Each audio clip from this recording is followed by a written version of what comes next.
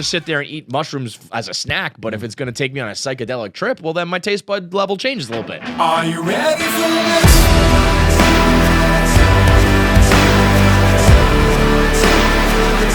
Are you ready for this?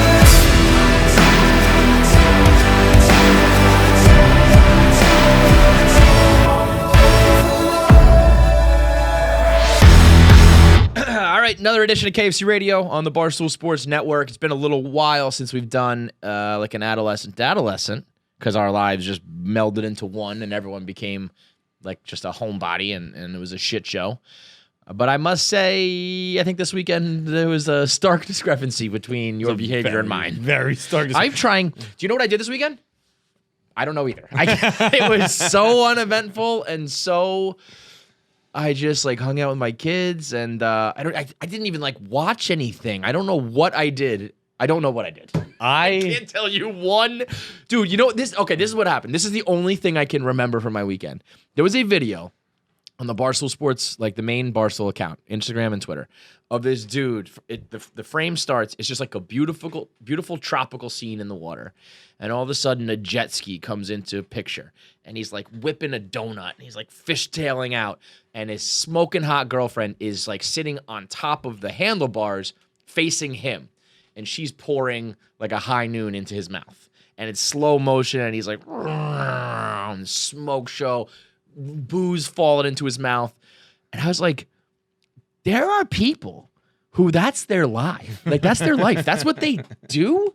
Like, that guy made that video today because he was just out on a jet ski with his super hot girl with fucking booze. And was like, yeah, let's fucking make a viral video right now. And now I'm not just saying because I'm washed up now or because we're in quarantine. I'm just saying I never did that stuff. Like, the most I've ever done is go to a bar. The most I could ever say is like, we drank too much at that bar last night. That's it. I don't got any videos. I don't got any stories. It's just like, this is sad. Yeah, it's just like I watched sports and I like yelled about the Mets. I went to a bar. I did a couple spring break trips when I was like too young, though. I never did one when I was like a little bit older when I should have. The honeymoon was good. That was good travel. But other than that, I haven't done that. Dude, weird that you're on vacation. I think. Yeah, I got to get the fuck out of here. I do. So, but that was the only eventful moment from the weekend was me seeing something that triggered how uneventful all my weekends are. But you had an eventful one.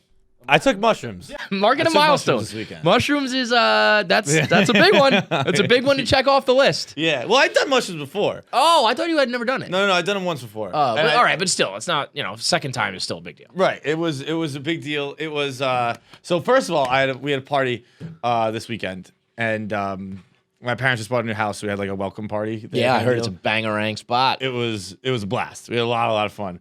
So much fun that I am impossibly sore from playing beer pong. Which is like, I'll tell you something. It takes a lot for someone to talk about a lack of physical fitness that gets me going, whoa. Because I'm always going, yeah, I feel you, dude. Like, oh yeah, you went bowling and you were sore. I know how that goes. John couldn't walk from beer pong. I still can't. He's walking around on his heels like a weirdo. But when you think about it, it makes sense because when you shoot, you're like that. I get it. You go up on your tiptoes. And I played First for of all, like, not everybody does that though. Oh, I do. I get it. Yeah. You're a calves guy. But I played for like 6 hours on Saturday. You're just doing so I did like calf raises. A million calf raises. Yeah, no, it does make sense. It does make sense why they're so sore, but it is bad. Like legit, I'm hobbling around. You are. You are like limping everywhere you go. Once I get going, I can walk regularly, but like when I first get up from the seat, it's a process. It's like a slow moving train. Like we gotta get this inertia. We gotta get over the gravity. Did you see my foot when the fucking shampoo bottle fell on it? Yeah, that was gross. I mean, I've got some deep problems. It was a heavy ass bottle. It was one of those like Costco size bottles. But I was like, this shouldn't be. No. I gotta start taking like iron or some shit. That's not a good sign at all. But the mushrooms were awesome. Mushrooms were. Did you take them like? I feel like a lot of people like microdose when they first do it, or the first couple times, or was this like full? Oh, dose? I did like a full handful. Yeah. It was. Did you go like peanut butter sandwich or anything? You just went straight caps to the fucking face. I actually don't think they taste bad. The first time I took them, so weird. I was warned. I was like, they taste awful. I mean, they just probably taste like mushrooms. I was like, I don't like mushrooms. Yeah, but like. Potent mushrooms. Well, I guess I do. This is the thing. It's the very reason I don't like. I mean, like regular mushrooms. I don't like. I don't like coffee, but I'll drink espresso martinis. Right. When when said substance gets you fucked up, your bar drastically shifts. I really don't like any of the alcohol I drink, but I drink it for a reason. So I don't want to just sit there and eat mushrooms as a snack. But if it's going to take me on a psychedelic trip, well, then my taste bud level changes a little bit. The first time I had them, I just had one. I had a stem, which I believe Those are not as it's been powerful, told right? to me that's a body high, and the caps are the head high. Okay. This time I took a handful of both, and we were at lunch the next day. This is the best. This is the best fucking one of the best like tidbits of a tripping story you'll ever hear. I love this. I was like, yeah, it sucks because we were warned going into it that they were a little old. So like, but that's why I had a fistful. Yeah. So I was like, yeah, it sucks. It didn't really work last night. And everyone at the table just kind of stopped and looked at me and they're like, John, you were calling us into the middle of a field to stare up at the sky and admire the galaxy. And I was like, oh yeah. Never mind, they worked. That was high, yeah. I was in the middle of a field looking up. And it was their new house is in the middle of it's in like a country town. So it's like there aren't city lights. And Right, stuff so like you're that. seeing stars. And Yeah. it was like, and I was just standing there looking up and I could see stars and I could see, this is crazy. Like I could see the globe. Like I could see like where it bends. I could see the bends of the earth. Yeah. And I could see like almost like it was broken down. You know, on the globe where they have like where things get attached kind of Yeah, deal. like the bands. The band, like I Yeah. could see that on the earth as I was looking up. And it was beautiful. I was like, this is amazing. This is I mean, this is exactly why people take mushrooms. It's the exact thing you're looking for. it was awesome. So when you're like that, you don't realize in my mind, I've never done it. I don't think I said this before. I don't think I'm in the right headspace right now for psychedelic drugs. I feel like I'm the guy who would like never come out of his high and would just like cry. But I feel like I would be like, oh my God, I can see the bands of the universe. But that's because I'm on mushrooms. Like I'm the only one who sees that. That's not real, or you don't even realize it. I didn't realize it. I don't know. I can't You're speak also for other drunk, right? people. I was also drunk. Yeah, so that's a good combo for you to just be like, guys, this is crazy. Can you guys see this? Like, look at the purples and the blues and the blacks. It is This weird, nuts. though. It's the one thing that like you can kind of basically always say that like the one constant that kind of grounds you is that like reality is reality. Like what you see is what I see, right? I mean, I guess if so you're talking to like a mentally ill person, maybe not, but like, you know, this fucking table is wood and brown, and when you're on mushrooms, you'd be like, it's purple and it's floating, dude. Like and it's like you can't even like connect it all if you're not seeing the same thing. That's true. That's a good observation You know? because it is like, yeah, like I am living in a different reality than you Right, are now. right. Like, We can't have a conversation about like, hey man, you see that? No, I Like- don't. like- You do, I don't. No, man, I see us inside a globe in a CEO's office. like that's how That's I'm living my crazy. life right now. That is wild. And is there like a hangover? Do you like come down from that? I don't know. I was hungover anyway. I don't think there's a hangover. I was a little hungover. Just I mean, Casey's out there. She can't even eat. No. I'm not saying like her stomach. She physically, her hand is shaking with the fork. She's like an old woman trying to put soup in her because mouth. it's a hungover. Yeah, but this is the best. I love people. Girls never just admit when they're hungover. She's like, I'm not hungover. I'm just like not feeling well because we drank too much. What the fuck? Yeah, man, that's quite the trip. Literally, I gotta get my mind right and get in the right setting. We'll to go do- on vacation and take mushrooms. How about that? yeah. We that needs to happen. That needs. I saw this dude I follow on Twitter who I think is always talking about Bitcoin and shit. Let me get his name. Yeah, I think it's him. Hang on, I quote tweeted. I'll just look at my own feed. This shit was I was like motherfucking sign on this one. No, do you know this guy Payman Benz? Comedy director, producer. I don't know. He's just like a Twitter guy. I saw follow. this. Okay. And he tweeted, all podcasters should be required to go to therapy. And he meant it because you get this huge platform and you have a lot of like blind followers and you're kind of unchecked. You can say whatever the fuck you want and keep spewing things that are wrong or things that are unhealthy. So he meant it from the fans' like safety point of view. I meant it from the podcaster's point of view. Like for that very reason that you're not unchecked. You're very much checked by a lot of fucking people. Yeah, But- I'm exclusively checked. Yeah, like all the time. I can't say anything without being checked. So I think everybody could benefit from podcast mandatory therapy. I mean, did you see the Joe Rogan thing that took over? And I don't even know if this is related to that or not, but Joe Rogan went off. I don't want to say went off. I didn't listen to the segment. I listened to the clip. And everyone says if you listen to the full segment, it makes more sense. But he was like, I got a big problem with video games, man. Video games are like trash. You're wasting your time. You're wasting your brain. And he said that it's better served to go learn a martial art and open up a gym and train professionally, martial arts, jiu-jitsu. And in the clip, Hank had retweeted it. In the clip, he 100% describes a Twitch channel with subscribers. He's like, so you get some talent and you get some followers who like think this guy's legit, and like you can monetize that and turn that into something when you open up. It's like, yeah, that's what they're doing on the fucking internet here. So there was a big debate on the internet about what's a better thing to dedicate your time to, video games. I'm talking about making money. Video games or like jujitsu. And I thought it was fucking crazy to insinuate that it's like easier. People are like, it's easier to train at martial arts and open up like a dojo. And I mean, how much like people who own dojos? How are you living? Well, that's what like. Are you rich? Like, I think this is a little like somebody tweeted me like he's like, dude, on every corner in California there's a dojo, there's a mixed martial arts house of some sort. I'm like, okay, but is that a good thing or a bad thing? Right. I mean, can you charge like $1,000 of fucking membership or like 10 because there's people, there's options all over. And I would assume, I don't know enough about fucking either of these fields really, but I definitely don't know about like, I would imagine you have to be somewhat of an expert to be a trained fucking sensei. To do a trainer? I would imagine you need a black belt. Right. And I figure that takes... And at least be in like good enough shape to fake it. And so like right off the bat, that gets rid of like 70% of Americans. Like if I wanted much to, higher than that. 90%, right? 99%. Like the amount of people that can get into that shape, even if you don't have to be perfect, but enough to fake it so that people would go like, oh shit, look at that guy. He looks like he knows what he's doing. I'll listen to him.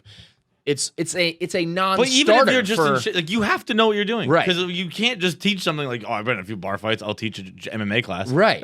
You can tell like that guy's faking it, and this guy like knows what he's doing, and that there's a million jillion Americans who like, well, I cannot even get off the couch to go on the treadmill, let alone become a fucking dojo master. Whereas, and then the other thing is, you have to have enough fucking money to open a gym.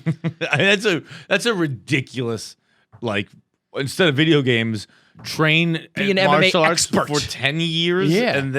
and somehow open up a gym, somehow have the nest egg, so, like, the capital. I might have all the money, but I can't achieve that like level, or I can achieve it, but I don't necessarily have like hundreds of thousands of dollars to lease to get a mortgage on a gym. And then I also the other side of the coin is like, how many people are really making money off video games? I'm not talking about becoming ninja, but I'm talking about like, you get a few thousand subscribers, you get yourself a promo code for a company. And I'm talking about 5 years to be a black belt. But that's, again, like the best that can make it. You know what I mean? Right. Yeah. So, also, it's not just 5 years. It's 5 years and an exceptional amount of talent. Right. So like an average person, 7, 10, it's like that's, whereas I think you need to have, no shade, but like look at Smitty. He just has a personality. He's not even fucking good at the games. Just if you can afford a console and an internet connection, you can start. Now it doesn't mean you're going to make money or become a superstar, but you can do it. Mm-hmm. Whereas like there's a couple barriers of entry for MMA training that is like it's a non-starter. Now there's no barriers of entry for video games, so that means you have a ton of competition. But again, you can do it. It's much like blogging. It's like, you can just start and only the best will get to the top, but you can make some cash. And the main thing to me is like, I think in like 5 years, this take will look ridiculous. Like I'll bet on the thing that is growing exponentially on the internet as opposed to the fighting training. Like, that's eventually going the way of the dinosaur. You know what I mean? I think MMA is obviously going to continue to increase in popularity, but it's just... But even the idea of, like, having a fucking... like, look at Peloton. Like, eventually you're going to have a fucking hologram that, like, is going to teach you your training or some shit. But what's funny is people dug up clips. Joe Rogan used to be obsessed with Quake.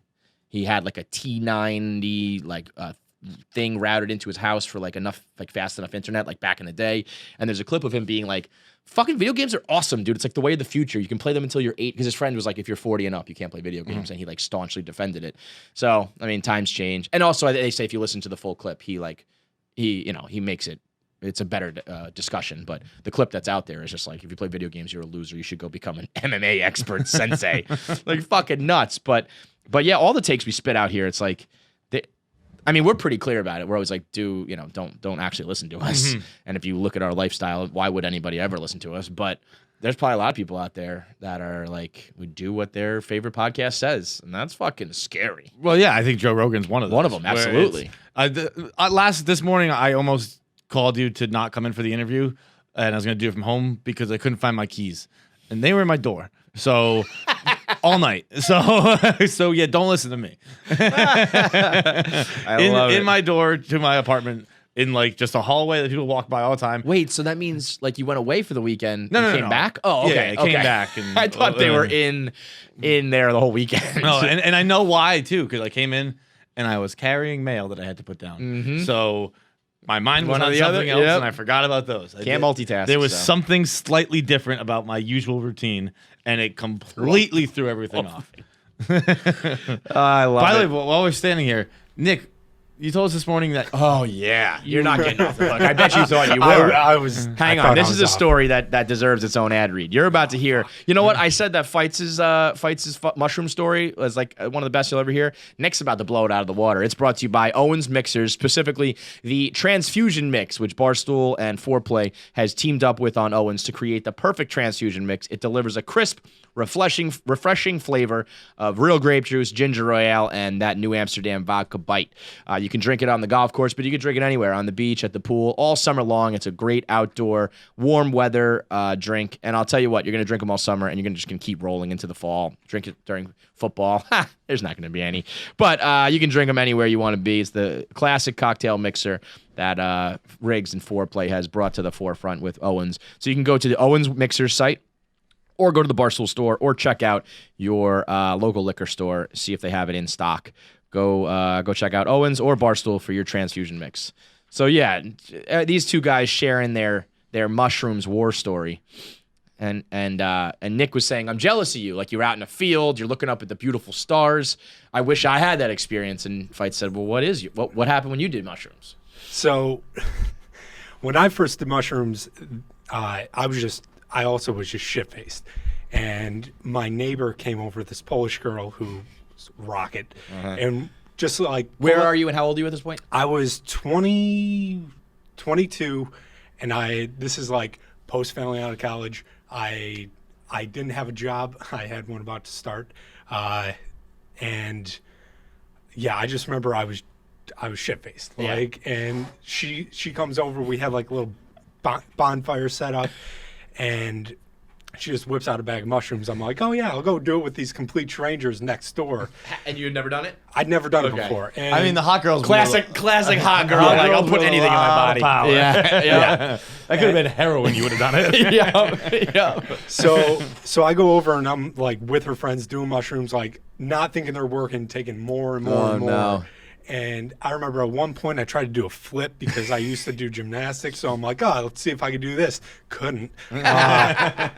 Crashed very hard on the floor. Didn't feel it. And then I remember we started walking around and they're like, we got to go to our friend's house. We go to their friend's house. I don't know how. We're in someone's bedroom. They're like, no, the stairs are over here. We get chased out of that house. I don't even think that wrong place. Yeah, I think it was the wrong place completely. And they're like, "Oh no, that was just Tony." I'm like, I don't think so. He seemed pretty mad. But yeah, the part that you guys, the job that I had to go to the next morning was I was the Easter Bunny. Nick goes, yeah, the first time I did mushrooms, I had to wake up and be the Easter Bunny the next day. Yeah. What? So. Again, like I hadn't had a job for a little while and I had to pay rent. So yeah. I was very stoned actually when I saw that pop up on Craigslist. And I was just like, my roommates are like, you got to apply. And this lady called me within like 30 minutes. And yeah, I'm sure. It's like she had one response on Craigslist. Yeah. Well, it was me and this Mexican woman, Alma. She left halfway through though. What did it pay?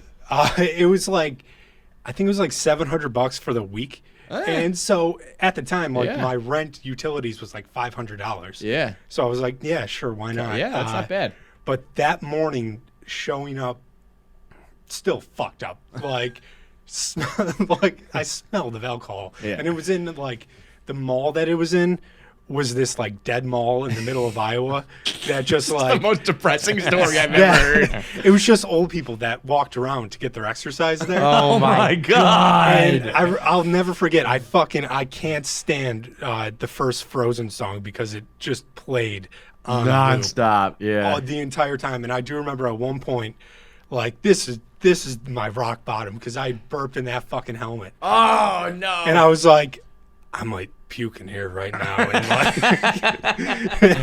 and then I gotta get like my boss, this lady who like took the pictures. Like I'm gonna have to explain that one. Like, so Dude, I mean, you're bad Santa. You're bad bunny. Yeah. Yeah, Like, this is literally yeah. the stereotype about like, where am I taking my kids? I'm gonna put my kids on this fucking guy's lap. You were that guy. When you showed up, they were like, okay, he's going to be good at this because you reeked of alcohol. If you showed up, Yeah, like, it's a prerequisite. right, like ready to go, like, all right, I'm going to play with some kids today. This is going to be fun. They'd be like, all right, this kid's a pervert. Like, because It's you either that or it's like he's gonna get a new job in like a week. Like we're gonna have to find another one of you because this guy's got bigger aspirations. This fella right here, he's in it for the long haul of Easter season. He's sober this morning. Oh, he's going to be a shooting star in this world. the best part was they told me that day when I got there, they're like, okay, and just before you get your paycheck, you're gonna have to go take a drug test. And I'm like, Oh mama.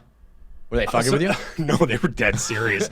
So, like, I mean, I was stoned when I got the job the week before. Yeah. Like, I was like, all right. So I just had to, like, I had to keep pushing it off, being Right. like, no, I got school, even though I wasn't in school at the time. And, like, they were aware of that. I just kept bullshitting. So I pushed it off a full month. And then, like, Wow. went in, Look at took you. the piss test, and, He like, pushed off a full month. yeah. I mean, that's how you can tell that they're like, they probably were like, this kid actually fucking thinks he has to take the drug Yeah, test. like- It was probably like a joke. Yeah, I'm not. That dude's not even a test. He's just this weirdo sits in the back of the mall and drinks it.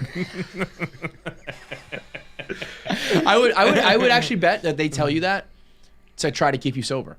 Like, listen, he's gonna come fucked up every day. We'll just tell him that you got to have a drug test, and we'll let him keep pushing it off. He'll stay sober for a month. yeah. Easter season will be done. I'll never forget that was the Easter too. That was on 420. Oh, Jesus. So like all my friends were like getting fucking ripped stone, like making devil eggs and shit. Yeah, Like, yeah. It was I've had a weird life for a while. Yeah. I mean, Nick's got a lot of. We're gonna have to do like Nick's story time. Weren't you in the circus or something? Yeah. Yeah, Illinois yeah. State. Tried that out for a couple weeks. Crazy. They were We'll have to I don't spread him think out. I even do that. Yeah, he's been like an extra and as an actor. He's done it all, man. Nicky the fucking enigma. It's crazy. All right. Do you ever have kids like piss on you or anything? No, but there's a video out there of me like taking it very seriously, like where I'm like sitting down, like hopping. Like, oh yeah.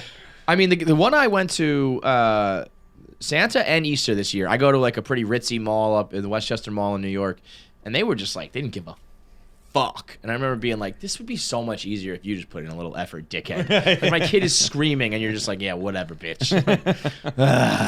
So I can't imagine what's happening in a desolate mall in Iowa. Yeah, no. It was, I mean, I guess I can. Old people getting their fucking steps in. That's going around. That's just ugly. Right around, because I imagine it was in the concourse, just like wrapping around the concourse. There's a conga line of Yeah. old people as a child cries in your lap. And That you're is tough. hungover. Boy, oh boy. The fact that you didn't commit suicide is really, really impressive stuff. So we've got Jerry O'Connell, good-looking guy. A couple of sexy people on the show today. And we'll do our top fives later. Top 5 best gifts of all time. Of course, interviews, voicemails, but without being redundant on every baseball take that's under the sun. There's a funny thing going on right now on the internet where we're all debating sports and the bubbles. I think there is a lot of people that think they're under a bubble. What do you mean? Like they're in a bubble. Like I think people think that they're in one of those like white bubbles. Really? Well, I got a lot of people saying like, how can you fit baseball stadiums under a bubble? Is it under a bubble? Yes. Like not understanding that it just means it's like an ecosystem that kind of exists. You all live in the hotel. You all go to the indoor courts. But I think there are people who believe that you're under a bubble, like in the Truman Show. Are they saying that like because a baseball would be tough to do in a bubble because you need a lot of fields to play Yes. 15 games a day. Right. You need. Well, here's what I thought. This was my idea. You have the 3 regions, East, West, Central. you do a bubble in between New York and Philly for the East. You have Citi Field, Yankee Stadium, Philly Stadium. 3 stadiums. You can, you have Chicago, you have Cubs, White Sox, and the Brewers. And then the West Coast, you have LA Angels, LA Dodgers, and then a little bit further away than on the East Coast, you have like 2 hours away is San Diego. But those are like 3 regions. You can get 3 stadiums. If you do like a 1 o'clock, a 4 o'clock, like a 1 o'clock, 5 o'clock, and like a late game or some shit like that. Like it's going to be unorthodox, but I think you could squeeze in, almost like 3 games a day in 3 stadiums in 3 regions. Sounds at least better than what they're doing. There's gonna be problems with everything. I guess it's just a shortened season. The bubble, I used to I picture it that way. Like I jokingly think of them inside one of those like ice rink bubbles, But I think there are people out there that think that like the entire NBA is underneath a dome. I had not noticed that. I hadn't picked up on that. I think you probably saw a little more of it because of your 1 Minute Man today. Yeah. But on regular, maybe dumb people in the comments and stuff, but regular people, I have not seen anyone with in the bubble. The idea that they're under a full bubble. like a fucking we created like a dome. Remember that CBS series Under the Dome? Like, all right, let's bring it in. Like our idea for doming. Yeah. Honestly, didn't we say that earlier in coronavirus? Like doming would have been perfect here. Drop it in. You guys can't get in or out. That was one of the ideas that we had like in the Barstool bullpen today. The SEC bubble. Just invite your fans are allowed to come in to the SEC bubble, but you have to stay there for the season, and you just create like a community, like a commune. Where they're pretty cool. And then you have people like every walk of life. You do this profession, you do this profession. You just live in the bubble. You'll be you'll be our chef. You'll be our lawyer. You'll be our doctor. And it's just a communist society for SEC. And then you charge people like us to watch a live stream of that because it would be fucking awesome. Wild if you get those animals in there. We were discussing all of the different professions. Do you think that? Sorry, go ahead. Well, it was just a very funny moment with Rudy, Rude Boy. We were talking about Frank the Tank. We were all a little concerned with Frank because Frank had like a Mets meltdown that makes me look like chipper and optimistic. And Hub said, like, have we checked on Tank? Is he alive? And I was like, boy, I'm just happy he is alive. This is just dangerous times, right? And Hubs was like, yeah, but he just stays in his house all day. And I was like, I don't know. Does he go to work? And someone said, what does Tank do for work? And we said, the courts. Are the courts even open? Because he works in a courthouse. And Rudy goes, the courts? Like tennis courts? And Feits just goes, do you think that Frank Fleming works at a tennis court, Rudy? Could you imagine Tank just out there like a ball boy just scurrying around picking up balls, or he's out there working on his serve? Imagine if Frank had like a majestic serve, working like in all white head to toe short shorts with like a visor on, just being like a tennis pro. Tank has, aside from the obvious reasons that he probably wouldn't be working at tennis court, he just has municipal employee written all over him. Government employee for sure. For sure. I mean, that is you could not script a character like Tank. If you were like, all right, we got to have the crazy neighbor.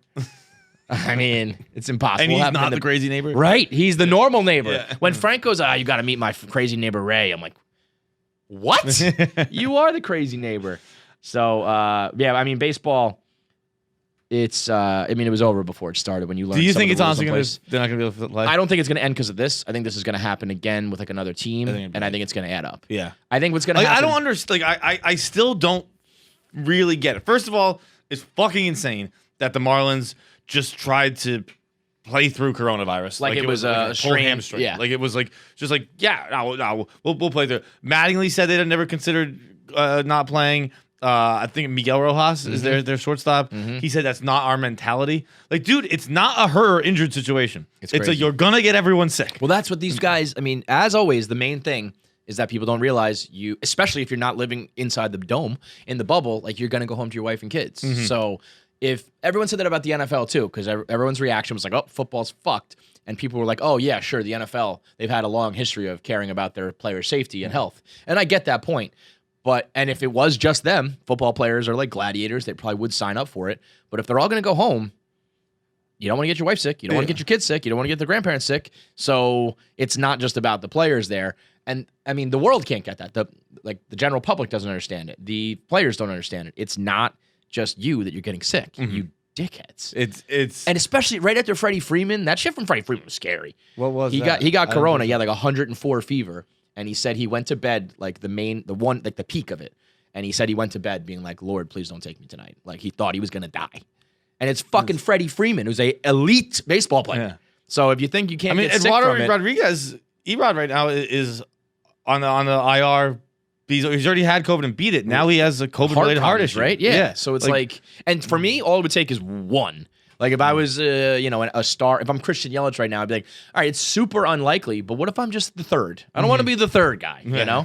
So, but I think what'll happen is there'll be some more bullshit like that where they didn't have the test results in time. But this one, they had it in time. I know, which is crazy. It's crazy. It's up to the players whether or not they disclose it. And then, like, can't do it. To not tell the Phillies. Yeah. The Phillies like, what the fuck, man? I know. So that's what I was going to say.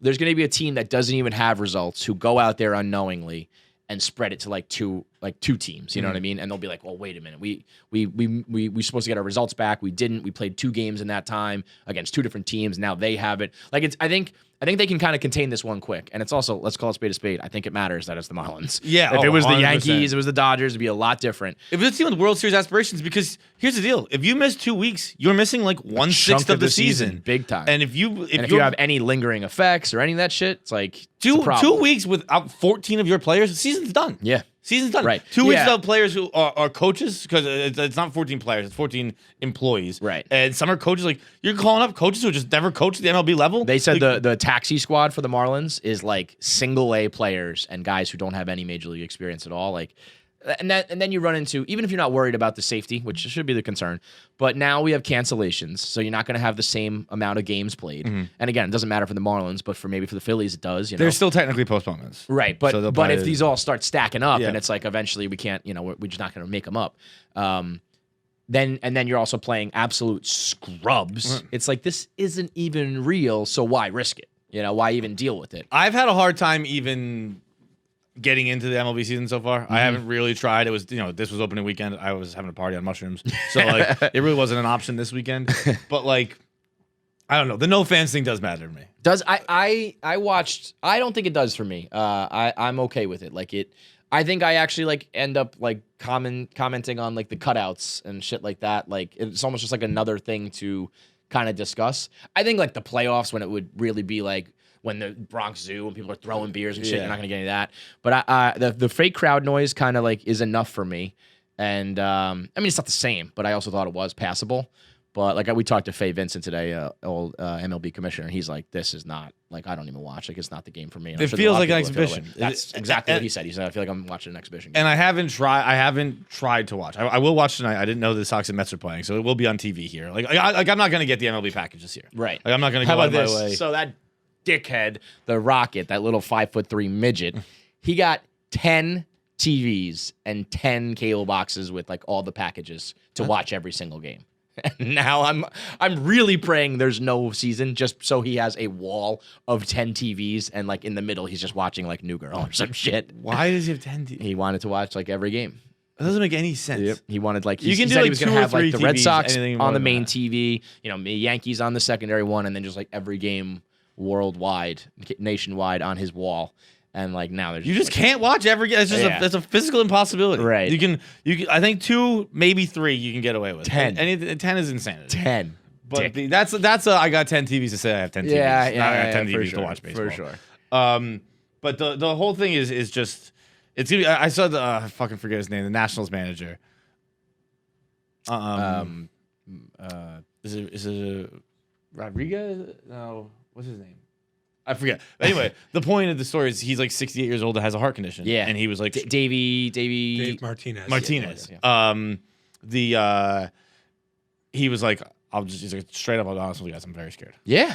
Yeah. Like that's fucked up to make someone go into work every day. Well, that's what people don't get, where it's like, it's not just like your 98-year-old grandma. Like, dude's 68, a healthy guy in a great, thriving as a Major League World Series champion. Like, if he got sick, he might die. Yeah, he'd be in a bad way. That's a problem. I think they have to do something. that- I don't think it can continue like this. Yeah, I think just that baseball. The 14 days thing is just so insane to me. I think that they did check the box of trying. Like canceling the season would have been bad for PR. I think they did their part. If they turned around and said it's just too dangerous, no one's saying like fuck baseball. They're just like, I think they would be a lot more understanding if it was like, well, they tried. Yeah. It didn't work. Like, so be it. But also you get your negative PR would be so awful for everything else For endangering you people? just dropped the ball in Yeah, protocol. yeah. Like, you just didn't do anything.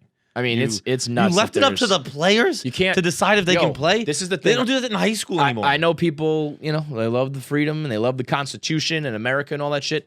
The bottom line is you cannot give people freedom and expect safety. Can't do it. Can't do No. it. Same thing with guns. Same thing with everything. Everything you allow people to use and do, they will fuck up and abuse and kill people with it.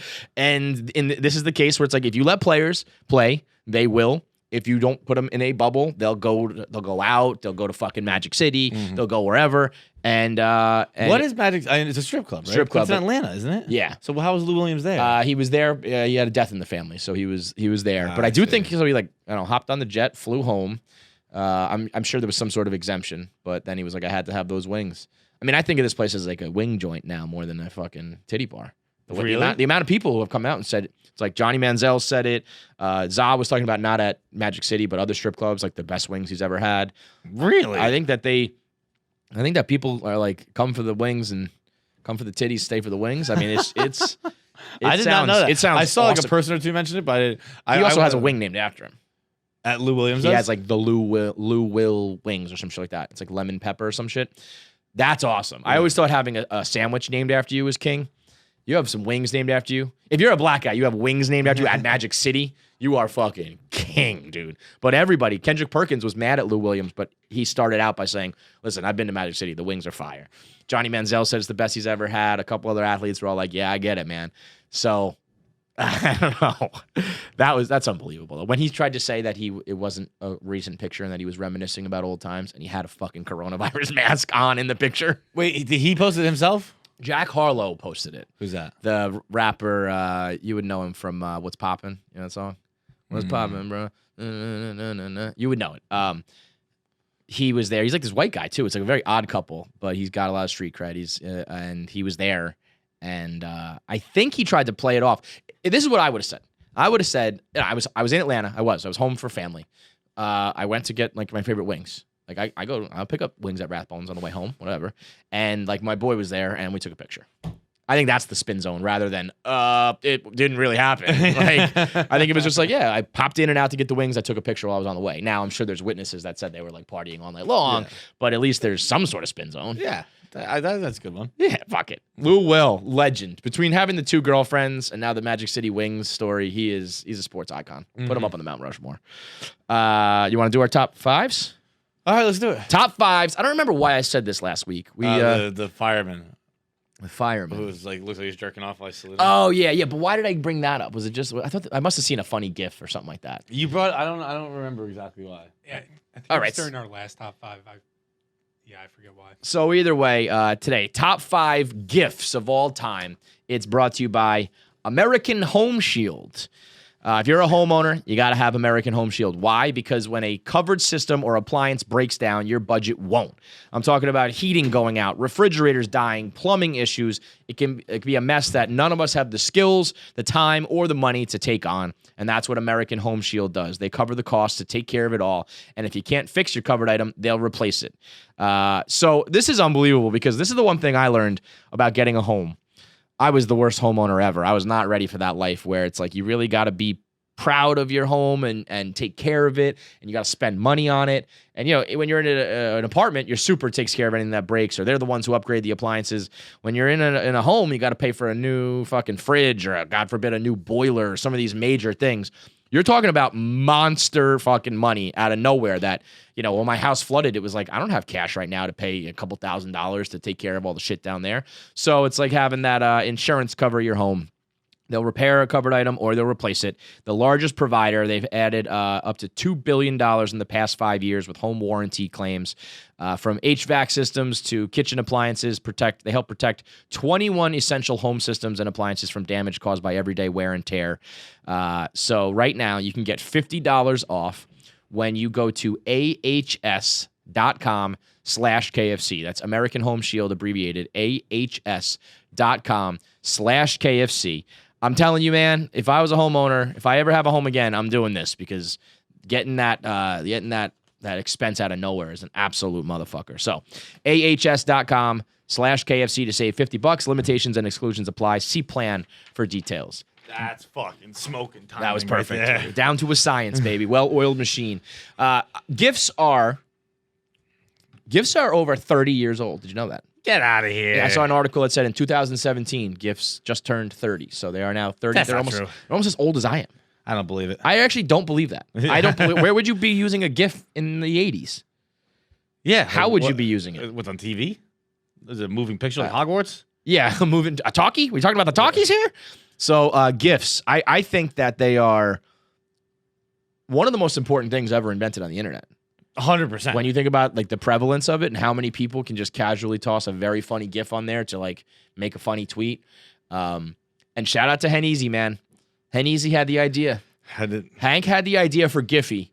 He called it like the cloud or some shit, right? No, we call it the database. The database, where he just said, let's compile all your favorite GIFs of all time where you can pull them up in an easy way. That's literally exactly what Giphy was.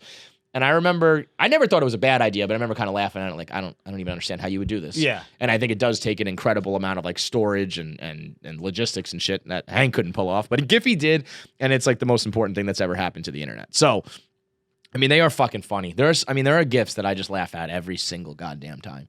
So, top 5 GIFs of all time. This is hard because, like, We're undoubtedly going to exclude a bunch too, by the way. I mean, it's just impossible to yeah. And we're also doing it off the rip. We don't fucking plan. I'm trying to look them up now, Yeah. but it's just like the most popular ones Yeah, but that's okay. but they're like Like you can go most useful, you can go like just funniest, you can go classic. There's a lot of different metrics here for why you like a GIF. okay. So you start. Go ahead. Well, the reason I brought this up Oh right. is because the GIF of the dude who's like a fireman who is at like a football game when they pull the American flag out across the field and then they wiggle it to make it flap in the wind. And he, Which is all so ridiculous, by the way. oh Like, boy, watch out! I mean, like just the fact that we need a fucking. It's so good. But like the fact like we need a fucking football-sized American I flag. know. Can you imagine is- being like the company that's got to print that? It's like Jesus Christ. It is all so over the top with the pageantry. America. Dude, like I remember when at fucking the All-Star game in DC when it was like 40 minutes of pregame festivities Yeah. of like America. I get we're in DC. I know it's America's pastime. But Let's boy, play ball. A little American fatigue for sure. And right now it's like we shouldn't be talking. Nick just pulled it up. I remember it being a little more furious than that. I thought he was really going to town. So the GIF is he's saluting with one hand and he's shaking the flag with the other, but the hand is off camera. So it looks like he's just jerking off while saluting, and he's wearing his fucking like fireman outfit, fireman suit. What's it called? And I mean, that's one that like I don't expect. That just is the one that makes me laugh like the most when I see that, because it's just like so perfect that a camera happened to cut it off. He's saluting, he's wearing the hat, and it looks like he's just beating his dick furiously. That to me is like perfect internet serendipity that I'll laugh at every single time. I don't think it's the most popular one of all time. No. I don't expect anybody else, a few people out there maybe, but my personal favorite one is just like the dude saluting, jerking off. I'm gonna kind of steal from you, but also maybe be inspired by you. Okay.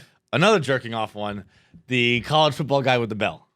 Oh yeah. I think it's at Texas Tech. Yes. See, you know what I think I did? I think I conflated those Yeah. because he's like going after it, right? So I pictured the And he's got, guy. like the long hair. Yeah. He's like looking up. Yeah, that's what I did. I mixed the two because he's looking right at the screen like, yeah. There it is. Pull that back up. Fucking hammers this thing. And he goes head down and head up. He's looking at it. He's looking at you. Yeah, that's right. He looks like a fucking Weird Al. Oh man, that is such a good one. That one doesn't even look like. It's not because the camera cut it off. It looks like his dick could just be inside that thing. He might actually just be jerking off. Texas Tech. Oh man, I love it. Okay, number 2 for me. This is one of my most useful ones ever, and I think one of the most prevalent ones. The Alonzo Mourning, thinking about it. Great one. This is pretty shitty, but hey, we also got that. That's the most universal. That's the most versatile one, where it's like if something has been shitty, there's a couple bad things happening, but also there's a silver lining or some good effect. And again, perfect. Like, the chances of a camera catching that moment, slim to none. And then it resurfaces on the internet probably like, 20 years later, and everyone has universally agreed. If there's ever a kind of bad but kind of good situation, here's what you do. It's so perfect. I'm gonna do something unprecedented right here. I'm making a switch. Switch. This is So my your number one pick? Okay. Okay. This is my number one. That other one is my number two. Okay. So this is my number one. Very simple. Very easy. Very obvious. I apologize to the good Lord for forgetting it at first. It's Tom Brady going, let's go. Yep. I mean, that's his. I mean, you're partial, but again, these things are universal. It's like that anybody who's ever been jacked up, pumped about it. I mean, it's so fucking good. Yeah, that's, it's warrior mentality. He's got the smoke coming out of his mouth. Yeah. It was. I forget what game that was, but it was like, it was a big moment. Like it lives up to the like when you find out like why he said it, what he did. Why he said that? I mean, it's probably a playoff game. I mean, he said it probably 10 million came times. back and did what he always fucking does. Just legend piece. All right, my number 3 pick. This is one that always makes me laugh because I don't really ever know how to find it. It's a little bit racist. Okay. It is like the rap battle, like I dunked on you meme, where the kid. Oh, the kid drops off and yeah. the kid's just sitting there like, and I'm always like, black kids excited, and I don't know what the fuck to search. I just found it like what it actually was. It was in 2011 there was a internet rap battle that was like a parody. So it's like a joke. Yeah. Oh no, I've seen the video. Super Hot Fire. I didn't know any of this. Super Hot Fire beat B-Bone in 2011. So I guess Super Hot Fire would be what you search. But it's why? Because it's the perfect loop. The kid dropping off and coming back. And I mean, the internet is basically exclusively about making fun of people and dunking on them and proving your point right. And it is the premier I'm right, you're wrong, I win this argument gif. You know what the best about gifs is that like you can talk about them for days. Like you just said perfect loop. That's gonna be my number 3. It is Jack Donaghy pouring himself scotch. Yeah, and it just keeps going. It's an absolute that perfect fits you very well loop. too. And it's just like like a bad day, like teams losing, fucking whatever. Yep. It's some get bad news. It's just perfect. It doesn't even look like it starts over. It just stays like perfectly like that.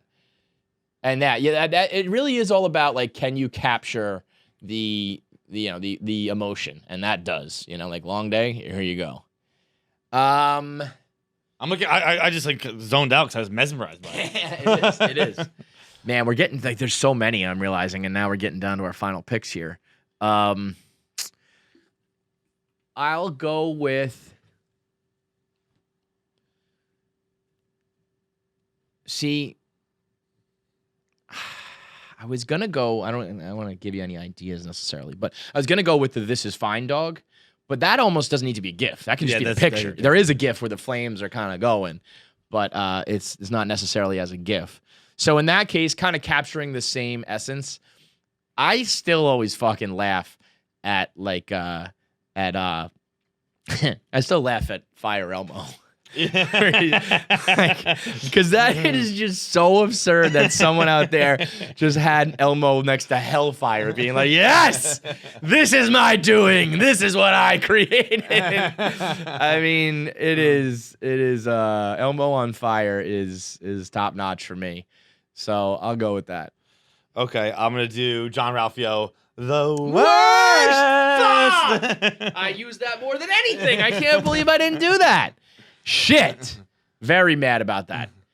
This is one that I used before I even knew who Ben Schwartz was, really. Right. Like, before I ever knew about John Ralphio. Just like this. That's the other thing. You don't even need to know where a GIF comes from or who made it or what's it from. You can just use it. Yeah, that is excellent. My last pick. Favorite GIFs ever. I'm going to go...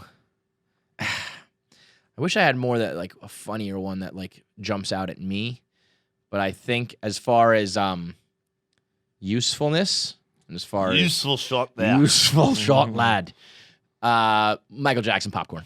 A great one. That's usually it goes hand in hand with here for the comments, so I think it's more of a commenter. Like usually I get that in return. I don't use that, but I think like when shit's about to go down, when it's about to get real. Michael Jackson popcorn. I kind of like the guy He's with just for that style of GIF. I like the guy with the lawn chair more. Snaps it out. Yeah. Those are the that is a genre of GIF though, for sure. Like shit's about to pop off and you're excited for it. Mm-hmm. That's in those are like the top 2 in that category. And my number 5 will have to be Larry David, comparable to your Alonzo Mourning, where it's just like, doesn't really know which side is gonna go on there. Great one. That's those are like that's my favorite. That episode holds up so well. What episode is that? It's Palestinian Chicken. Yeah, I think I know that. He's got the Jews on one side, like, Palestine on the other. They make such good chicken, and he doesn't know which side he's gonna go with. It is. Oh, it's so good. That episode's so fucking funny. Yep. I mean, that's an all-timer. That's probably the best episode of Curb, right? It's one of my favorites for sure. Yeah. When Funkman walks in and listens to him fucking the Palestinian chick and her calling him like, fuck me, you Jew bastard, fuck me. In Legendary. And he comes down and he's like, Larry's like, look, I'm not Sandy Koufax or whatever it is. It is so fucking funny, man. Some of the other top GIFs. This is just like a Vice article that I pulled up while trying to do a little research. Homer into the bushes. A Homer lot into of the them are bushes. just like very popular. Homer into the bushes and Grandpa doing the loop. Grandpa Simpson walking in and walking out with something short-lived. Jay-Z nodding his head whenever there's a dope song when he's got that nerdy glasses on. Millions of clapping memes. The slow clap when that guy in the black and white, The Rock is clapping or gets the applause. There's a lot of clapping. What I love is how do you do? And how do you? Yeah, this is the same thing I'm looking at. And the blinking. Is that? I thought that. Who's the blinking guy? It's from like a video game stream or something like that. Isn't it? Yeah. Looks like Lane Kiffin. What was the Drew Scanlon. what was I just gonna say? Oh, 50 in the car. When he pulls away, Yeah. he drives away. Yeah, I know people love the Tyra Banks. We were rooting for you. We were all rooting for you. Yeah. Donald Glover walking into the burning room. That's a good one for like when everything's a fucking shit show. The burning room was awesome. Yeah, that was what I originally had in mind with the "This Is Fine" meme. I feel like the "This Is Fine" dog goes hand in hand with the Donald Glover fire just raining from the ceilings and shit. But listen, this is going to be one where nobody's going to like anybody's list because there's just millions of them. So whether it's the most useful, most prevalent, your personal favorite, the one that makes you laugh the most, whichever, let us know. Get at us with your top 5s. And let's get into our voicemails for the day. What do we got, Nikki? God, I'm fucking cold, man. So cold in this office. There's new Viva hoodies in there if you want them. Oh, yeah. We got new, where else are they? In the store.barstoolsports.com? Yeah, you go. Go to store.barstoolsports.com. Go to the Viva section. We got new black and white quilted tie-dye. We also got black and white quilted crop. Nick, can you get Shorty over here, the mannequin? What's her name? I'm going to call her like Mandy the mannequin. Right now, our mannequin is rocking. Do you want me to pull it over or can you get to it? I got it. She's rocking the cropped gray hoodie and the gray lounge pants from the Barstool Indoors line, and they're riding low a little bit, and a crop top showing her stomach. And I'm telling you right now, girls, you want to become my second ex-wife? This is how you dress, girl. I will fuck you. I will even date you if this is how you dress. I'm loving this look right here. Crop top with the lounge pants. Woo, baby. Sign me up. But yeah, we got the black and white tie-dye. We also got the multicolored tie-dye, matching pants for the girls, matching booty shorts for the girls as well. We got a new, Nick is rocking the new zip-up jacket. We got a new rain jacket as well. So a whole new slew of shit from the Viva line, as well as the multicolored shirt that we put out. So a lot of new shit to try on and get if you are a KFC radio listener and you like the Viva line. So store.barstoolsports.com. Check out the Viva tie-dye line, and let's do our voicemails. What's up, Fight? KFC, BC, Nick, whoever's there. So I listened to the podcast yesterday, and my jaw hit the floor when Feidelberg admitted how many times he jerked off Insane. the day before. Insane. 14 to 16 in my mind is outrageous. That's almost like once an hour if you account for 8 hours of sleep. Mm-hmm. but it reminded me at the time that I once jerked off 3 times in 1 hour, which even impressed myself. So I was just wondering what you guys thought was more impressive, being able to do I like this. as many This is like Feidelbergs in one day, or be able to go 3 times in 1 hour. So, like This endurance is like or, you are the you are kind of like the Jamie Moyer of jerking off. Why is that? Like longevity. Like let's say that a day is a season, Oh, right? but I could do 3 in an hour too. Yeah, I mean, I'm sure you could. I'm sure to get to 10, you got to do 3 in an hour. I could probably rip 3 before even I got soft. After you come, you can just keep rocking it. Not all the time, but yeah, I can. I mean, I feel like you come near my dick after I popped off, and it's like the wiggly, like get away I never from me. understood that. So I never understood the meme. The when you not when she Yeah. you keep sucking whatever it what's is. wrong? Is your dick not like sensitive? I mean, Like the tip's not sensitive after you come? I mean, you touch the tip of my dick after I come, I will chop your hands off. really? Yeah. No, not at all. Yeah, like I don't like that shit. Homie, don't play that. I'm good. No, Stay away. That's a. But what I was gonna say is like, this kid has the hour. He has like he shined bright for like a small period of time. He was he burned hot, but he's like Rick Porcello. Rick Porcello won the Cy Young. He also no season other than that ever received Cy Young votes. Never finished in the rankings and the top rankings ever. He's like the only guy in the last 40 years to have won it, but also never received a vote ever. He just had that one fucking season. That kid had that 1 hour ripped off 3. You can do it. You can make it last for. Yeah, I don't have a lot to brag about sexually, but yeah, I can just fucking. Just keep on coming, man. It's easy. This shit's easy for me. This is fucking easy. They need to make that into a GIF. That should be a GIF with the words. This shit's easy for me. It's probably already out there, but it needs to be used more. Speaking of this shit's easy for me, I'd be remiss if I'm on Schnit Talk today talking about it for about 2 hours. Oh shit, we didn't talk about her. But I'd be remiss if I did not bring up T Swift, the absolute queen of the world. Yeah, man. Taylor She is Swift fucking is not fucking around. Let me check her numbers. Unbelievable. What an album. Folklore. What an album. I was doing the live grading of it, and I was keeping track, and it was Taylor Swift sold 1.3 million in 24 hours. Really? Like sold? That's insanity. That is, I mean, 1 million in a week back in the era where you used to have to buy CDs. I remember that being a thing. Like the main rappers would always do like 1 million in a week, and that was like, and like Usher did 2 million in a week with Confessions. And by the way, Usher and Chris Brown versus that's gonna be fire. Yeah, it's kind of crazy that like Chris Brown is still really allowed to do stuff like that. Like when they get together, it's like. Isn't Rihanna like, fuck you, Usher? What the fuck, man? But whatever, it's going to be heaters left and right. Yeah, Usher is going to, I mean, people who don't understand how big Usher was, a lot of the youths on the internet are like, Chris Brown. Chris Brown will put out bangers. He'll hold his own. He'll have his own like slew of hits, but Usher is going to dominate him. Folklore, though, was streamed 80.6 million times in the first 24 hours. That's a record for females. I don't think we should do that anymore, by the way. What? I'm going to put on my fucking sexist hat here. I don't think we should delineate between like male and female records and shit. That's like I fair. don't think the Oscars should be just best actor. Oh, you think even in that? Right? I mean, sense, I like it because it just adds there's another category to like talk about Right. and debate. But really, why? Who cares? Did you do a better acting job than I did? You're a girl. I'm a guy. Like, yeah, that's true. I do like it as well for the same reason. there's just more to talk about. yeah. You know, but you know, I'd rather them do like all right, men and women all together, and you do like old and young. You know, like the best under 40 or some shit. But yeah, man, I mean, 1.3 million in a week in an era where you don't need to do that. I mean, I haven't bought anything. It's legit 1.3 million sold. That's what it says. Republic Records says 1.3 million units sold. Currently, the record holder, let me see. I mean, it's Nate was talking about How about this? The blockbuster sales put Folklore on pace to be the top album. I think so.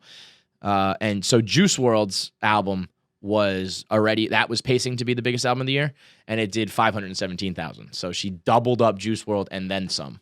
Wow. Which I get it. I'm not saying I'm surprised that she's number one. I'm saying I'm surprised 1.3 in a week in a day in this era. I mean, that means I can't wait to see the weekly number. So it'll be Friday. That's when it came out. Yeah. So I mean, if it slows down a little bit, but if she even comes close to doing 1 million a day for a week, I can't remember an album like maybe like Marshall Mathers LP or something. I don't know. I can't think of anything that did numbers like that. It's so fucking good.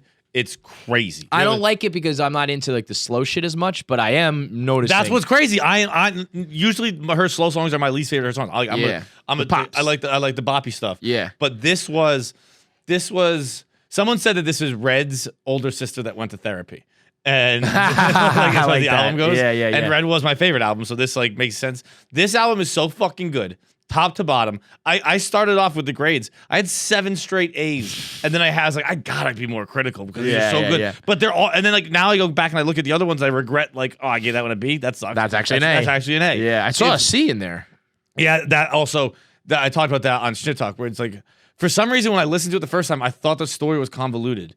And going back. Well, that's what I like about it. I haven't listened to it yet, but like the fact that it's like storytelling and like the rap fan in me likes that there's like you said, this has bars and storytelling and like the clever wordplay and shit. So fucking beautiful. All of it, like every song you're listening to it and you can like see the you people. see the movie in your head. It's not so much. She should do a Lemonade. She should do a visual album for the whole thing. Yeah, that would be sick. I mean, she probably can't because it's in quarantine. Because she started writing this in May. Oh wow! So this really is a quarantine album. Yeah, huh? She reached out to that dude Adam Duffer, who is one of the members of the National, and was like, "Hey, I've been thinking about maybe doing a quarantine album. Like, do you have any music that you'd be willing to part with, or I don't know, however it works in that world? I'll buy it from you for a shit ton." Right. Yeah. And he's like, yeah. And like, according to him, I think I can accommodate you, Taylor. according to him, he's like, I didn't really think. I thought it was kind of just like we're talking shit, and they're friends, so like, Right. I didn't really think anything of it. So I sent her my whole file of all my songs of like of all the songs I have. And Did he do the whole album then? he did 11 of 16 songs. Wow, good for him. Yeah. Talk about like right place, right time. Like good, that friendship paid off, man. And he's like, I was like, whatever. Like, here's the music, listen to it. And that was at 9 p.m. And he woke up at 2 a.m. to 3 fully written songs. And he's like, oh, It's like that. we're really doing an album. See, that's what I like about Taylor now. I still will always kind of hate her Might have been too fully written songs, persona. Are you? I mean, it sounds, by the way, 180 back to your original Taylor Swift feel vibes. What? Like you were kind of out on her, and now I feel like you're all the way back. all in. the way back. Yeah, all the way back. I never liked every song was about a breakup. Everything was like about every song was about a breakup every single time, And then I feel like at this point in her life, a lot of this still is about relationships, obviously, but like she's also coming from a place where I think she has more to say about it. Like when you're just a young girl and you're just like heartbroken over a breakup, it's like, all right, I get it. But now she's been through some shit in the industry and like, That's she what I just was has saying. a lot more perspective, I guess. And This maybe the album- music wouldn't change, but me listening to it, I'd be like, this woman, I'll listen to this woman say some shit where it used to just be like, I can't relate to a girl fucking going through a boy breakup. But this, I feel like, you can hear it in your own. This album is 100% like if it's like 1A, 1B with Red right now, but I guarantee this album ages with me the best because it is. I love her early stuff and the poppy stuff and stuff like that, but like when I think about it, I'm thinking back to a time when I was like 14 or 15 and like that kind of shit. This is an adult album. This is an adult album, Yeah. and she's still reminiscing on those things, but it's But from an adult perspective. like you said, she has a lot more to say about it. Yeah. And it's like the storytelling in it is crazy. There's 3 songs in it that are all told from the perspectives of a cheating relationship, where it was one guy, Betty is James telling the story of how he cheated and he wants to get his girlfriend back. Cardigan is the girl who was cheated on. And then August, there's debate about what the third is because Taylor said there were 3 of them. She didn't say which ones they See, were. this is the shit that gets me going. Yeah. Like hidden meanings or connected songs or there's a story throughout the album. I'll listen to this shit now. But then and then it's either August or Illicit Affairs is told from the perspective of the girl who was the other girl, so to speak. Right. And then song the Last Great American Dynasty. That's about the Kennedys, right? No, Oh. it's about the Standard Oil family. Betty Harkness, The fuck? What's she saying about them? who she owns the house now. So it's The her, house that Taylor Taylor owns the house of that. yeah. Oh, that's fucking awesome. Right, and like that whole song is like the imagery in that song is fucking stunning. Like you can just close your eyes and like you can picture like. By the way, when you can buy oil money houses, But like it's told because like Betty was like this girl who was kind of like a wild child, like, and like they people didn't understand like how she even got into that family because she was already divorced, and like she just threw fucking bangers at Holiday House, which is what the house that Taylor owns in Watch Hill, and like the whole time it's like you're talking about this crazy woman, and it ends with like, and then I bought her house, and it's like, oh, you're talking about you, like, yeah. it's fucking. That's why I also like Mad Woman, right? Is like Yep. she's just like, I'm fed up with this shit. That's about Kanye allegedly. It's mostly Scooter Braun, but there's definitely some Kanye and Kim lyrics in it. Dope. The first spin through, I thought it was definitely just Kanye and Kim, but I guess it is about Scooter. But there's some Kanye and Kim stuff where it's like, there's one where it's like, talk about how like women like hunting witches too, and they're telling me I should move on, but I won't. And it's like, hey bitch, I'm gonna follow you to the grave. And like that's a battle she's gonna win. Yeah. Like Kim and Kanye have their own fucking massive fans, no doubt.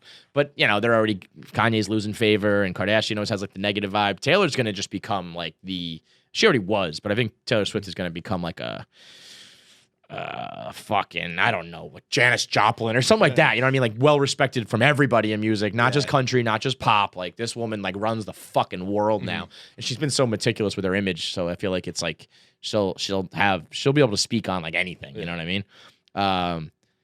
That oil shit's cool though. That's dope. Yeah. T-shirts out on sale now with all like the best lines from the album. So many too. You should just keep churning those out. It was, How many? Is it only 4? There's only 4. I mean, you should do at least 8. They were, and I was just like, I couldn't decide. Well, Yeah. I wanted to just do one. I was like, I can't. Like, if I'm dead to you, then why are you at the wake? I would say from a outsider point of view, the one I've seen is that one. Like, if you did have to say what's like the iconic line from this album that most people would know, the most prevalent of Gifs the same way, it's that one. That is, I mean, that was what I saw every girl posting. That was, I mean, that one. I got wasted like all my potential. Oh wow, that's a good one too. Yeah, that's a good one too. I like that one a lot. I like that one a lot. But the Wake one though, you know what is funny is like the way you said, like you said this last week when it first came out. You're like, she's got bars. And it's like, that's why I like rap music. Even the bad rappers are saying shit like that usually, where you have like clever punchlines and funny wordplay. And now like she does it, and it's like, oh wow, yeah, you can do that too. I thought it was funny too. A lot of people were excited that she said fuck, and like and she opens the album I'm on some new shit. It was like, ooh, Taylor. That was I had no idea what to expect going into the album. I was very unsure. I was like, oh, I knew she'd just written it in a month or 2 months, whatever it was, and I was like, boy, this is gonna be a tough one to pull off. And it went. That's the opening line of the album is, I'm doing good, I'm on some new shit. And I went, it's a classic. it's a 10 out of 10 already. This album's gonna fuck. It was so, dude.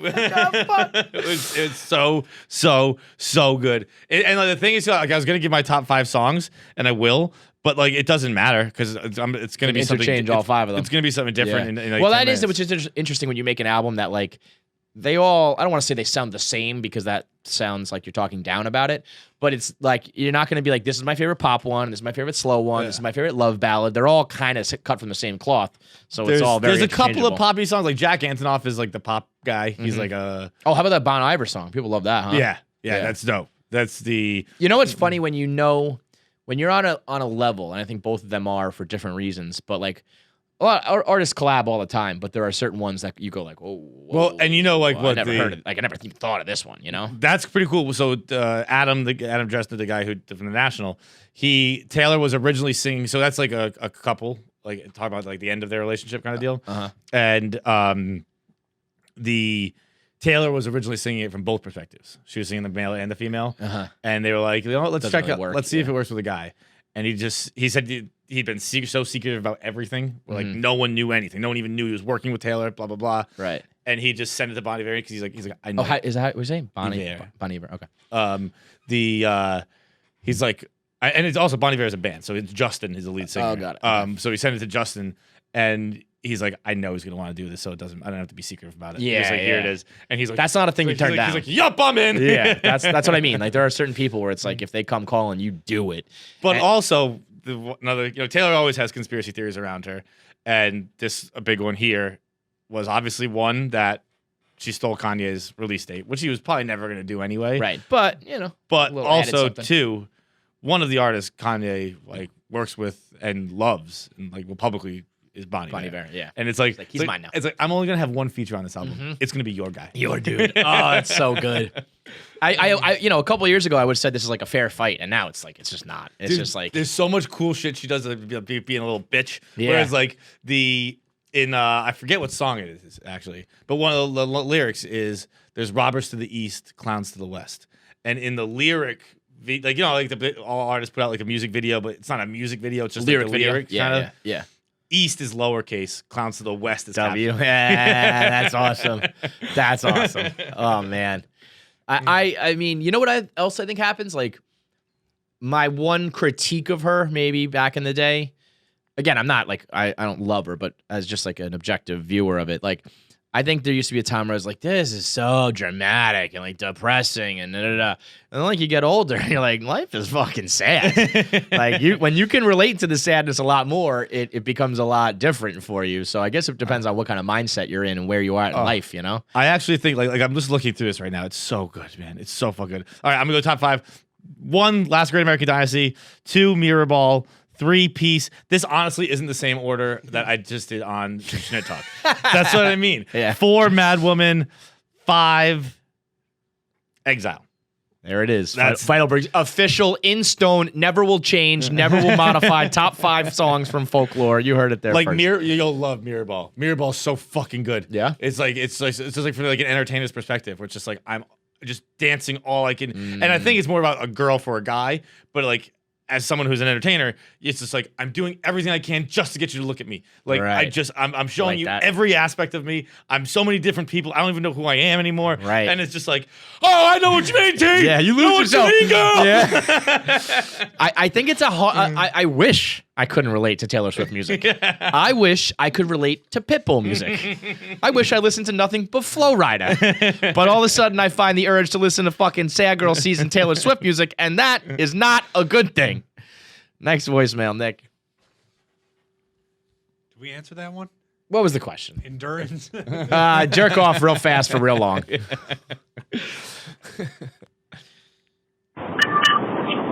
KFC Fights, the rest of the crew. Last night, a buddy of mine was trying to get us to hop on a conference call with his business partner. I missed it, but a friend of mine made it. And after the conference call is over, I get a text saying, bro, this is a complete and utter pyramid scheme. And then he linked me to a video of their compensation plan. And at some point, they actually show a pyramid in the video of their compensation plan. The company doesn't make anything. The only way that they make money is by signing up members. And all 3 of the founders are under investigation for fraud. Yeah. How do we go about telling our buddy that he's getting into a pyramid scheme? Thanks. I mean, you just did. If you lay all that on the line and your buddy still does it, that's one of those Ron White things. Like, if you can stand on your own 2 feet, look me dead in the eyes, and articulately say, fuck off, then okay, I'll leave you alone. But this is a big thing. I'm assuming this guy's like right out of college. This is a thing that happens at that age where you get, there was one called Primerica that I'm sure, I don't know, it's probably crashed and burned and got investigated, but Primerica was one that, when you don't know what a pyramid scheme is at first, and they tell you, like, this is how it works, you're like, oh, fuck yeah, this is... I like pyramid schemes are like cults. Yeah, Where definitely. from the outside, you're like, this is insanity. From the inside, you're like, this is the best thing I've ever done. I get, like, free money. I just recruit people, and, like, it's fine. Oh, it's great, man. It's going to be great. That, What like, is that on Always Sunny? timeshares and The stuff downstream? like that. Yeah. Yeah, I mean, these things are a tale as old as time. I mean, there's... But timeshares are a funny one, too. I remember talking to someone with a timeshare, and they're just like, I bought this in the 86 for $400, and, like, this on vacation would be costing me this and that. And I'm like... I mean, I guess like look, you're running the numbers and it makes sense to me. Yeah. I'd just rather be able to go other places. Right. Well, I mean, guess I'm sure if you do it like absolutely right and really utilize it the right way, yeah, it makes sense. But I'm sure where they're like blackout dates and stuff where you can only use it like in February or whatever, But yeah, both these things are scams, and you get caught up in them when you're young, and you don't get caught up when you're older. But I think if you can't say like, look, it's shaped like a pyramid on the fucking thing, dude. I mean, that's a joke in both Sunny and The Office. Yeah. When Michael is trying, He's like, no, he's showing it. and Jim just comes and like traces around it for a period, and then in Sunny, it's a filtration system. Yeah, I like think a filter, reverse funnel, the reverse funnel. Yeah. I mean, it's as stupid as it gets, but I mean, I also would just like tell my friend that, and if he wants to do it, it's not like he's like getting into like a sex cult. He's getting into like an idiotic finance cult. It's like, I don't know. Yeah, just don't be dumb. He'll Eventually learn Right. when they go to jail for like, when the job doesn't exist anymore because the three men are in What is the prison. like? Can someone explain to me a pyramid scheme real quick? It's all just like you. But like, what's the negative of it? Like what's the danger of it? But, like, hey, That's what I it's a mean. stupid I don't job think you're there's. taking. Yeah, I don't think there is one unless I think at the top you are like giving money to like you owe money that like you don't have because you're taking it from like this like referral base, and I think you can get in trouble for like misappropriating funds or like false promises, that kind of shit. I'm pretty sure you pay like an enrollment fee too. So that's that's how they get their money, and then like so you recruit your buddy, he gives $100, you get 10 of that. Yeah. And then like And they take that money and do, probably fucking buy their new car with it. And then there's really no way to ever pay these people back. It's like it's a Ponzi scheme. It's like what Madoff did. It's like when there actually is no source of income and you're just getting people to give you money, you're stealing from them. I don't even think that's stealing though. That's stupid. You did it. I mean, the Wilpons But if I were say part give of me it. $10, you give me $10. I didn't steal it from you. I know. I mean, I always say this with the Wilpons, like they're victims. I'm like, they're fucking not. They're stupid. When someone can deliver, when they can be like, you're getting 20% returns when the rest of the market's down, it's like, well, there's probably a fucking thing going on here, you dicks. So yeah, I don't think there's anything really wrong if you're just one of like the soldiers. If you're at the top, you're a scumbag. What's up, KFC Fights, super producer BC, or Nick, whoever's there, first time, long time. So I have been thinking about talents that people have that go underrated. So for example, I'm a girl, I drive stick shift, I drive very well. My friends always trust me every time we have to go around Manhattan or anywhere. Great driver, parallel park, all of that. If I was well trained, I probably could be a NASCAR driver. Wow. So I'm just thinking about what kind of talents you guys think that you guys have on the low Jeez. that you think. Well, you called the wrong podcast. Hey, you you're guys want famous to talk about for your if talents? Given the opportunity to in a normal piece of time. By the way, I don't think driving's a good one because then you have to like drive people. Like you said, like your friends are always like relying on you. Let me But tell you, parallel people parking. with a fucking people who can drive stick shift. People who drive stick shift can suck my left nut. Amen. Oh my god! What a useless talent that is. And that's all they talk about. I know. You can't drive stick. Yeah. Oh, what do you call yourself a man because you can't drive stick? The worst. Like, I can't drive stick. No, I was born in the 21st century. I was gonna say, I it's also like- don't know how to crank a Model T. I can't watch me send this fax, bro. I fucking crushed it. You can't even send this facsimile. Yeah, I'm I with love you on that. Anyone who knows how to do something old fashioned thinks it's the awesomest thing in the world. So stupid. Which- It's yeah. a waste of your especially if you can just do it, fine. If you like took the time to learn, why? let me just like waste my time figuring out this obsolete fucking Like I wouldn't even task. know. Like, do they even sell cars that are still stick? I'm sure you can get like the fancy ones because people who spend money on like the top-notch cars want the manual transmission. But like, boy, who gives a fuck about that? You're the biggest. And I'm sorry, you sound like a very nice girl, but you're a dumb shit. Parallel parking though, I think is a good one. Parallel parking. That I To don't be even. able to rip that, no problem. I don't even count that. Like, I just assume. I guess. You know what I mean though. Like I'm not saying just like can you parallel park. I'm saying when you pull up and the size of the spot is like 6 inches bigger than your car, and you can get your car in there with like 2 or 3 inches on either side, or if you I can could just do that. rip it quick. But when you can go like in, out, and you put it somewhere that's like I don't even know how I'm gonna get out of this thing. Yeah. It's like I know physically I have to be able to get out because I got in, but I don't think I can. That I think is a good one. When you live in a city like this, it's like you can't be just looking for grand open spots. You got to be able to put it in a tiny little hole. The one that we've talked about before, jaywalking. I have saved no less than 10 total minutes in the 5 years I've been here. Just Dude, getting right on that car, right? Being the first person to fucking cross the street after the last car comes. I almost lost my nose the other day. I mean, it even scared me. I was like, whoa. I flew a little too close to the sun on that one. Like my toes and my nose were definitely on the verge of being clipped. And I didn't even like, whew. But man, the rush I get. And I don't care. I mean, Asa said it best. She admits it. I know you girls you see a guy who jaywalks like a motherfucker, and it's like, oh shit, that guy's hot. Yeah. That guy, he's a rebel. That guy doesn't Yeah, fuck. it's like that guy's being got places to it's be. like being a badass. Yeah. Like, oh, It's a New great York way City to. version of like a That country should be boy. another top 5. Let's do that next week. Top 5 like modern, reasonable things an adult does that's like badass. Like, yeah, I'm fucking cool. Okay, I do that. I can spin the pen on my finger. Yeah. I can do that. That's it. I have a very good internal clock with ad reads. I know when a minute's coming. That's a very specific skill. Yeah, that's about all I've got. I can jerk off a lot. Yeah, oh, that's a good one too. It's a good one too. I can come multiple times. I know when I hit a minute on ad read. I know when I hit 60 minutes on a podcast. I know, like, sometimes I'll just be like, all right, we're done here, and it's like 59, 57. Really? Like, bam, got it. That's it though, and that's just not even a talent. That's just from sheer repetition because I've done nothing else but this for 10 straight years. Alphabet backwards, I could do. Outfit backward. Oh, alphabet Alphabet backwards. Yeah, that's. I mean, that we know you taught yourself that one because you're a drunk. But the that's not even like an underrated skill. That's just something stupid. That's a carnival trick. I feel like I can rap like lyrics fast if I learn the lyrics. I can like rap like an Eminem song, I can twist a song. Really? If I have to like really know it though, I can't just like get it off the bat. But I feel like I got that.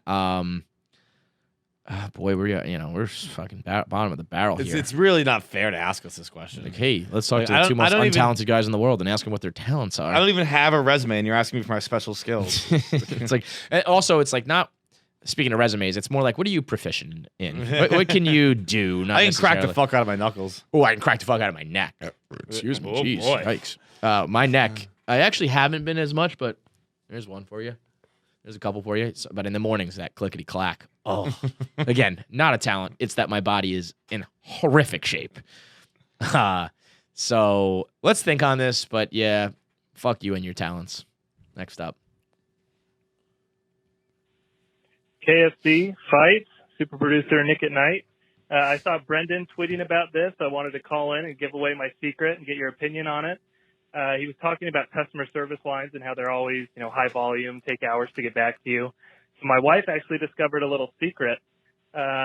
Sometimes even airlines will say 4 or 5 hours wait. And so I was calling, and it's obviously the worst when you have to actually go online, or you have to call them in person. You're not able to do it online. And so when we do it, we just call and it says, press 1 for English, 2 for Spanish. We don't speak Spanish, but we press it.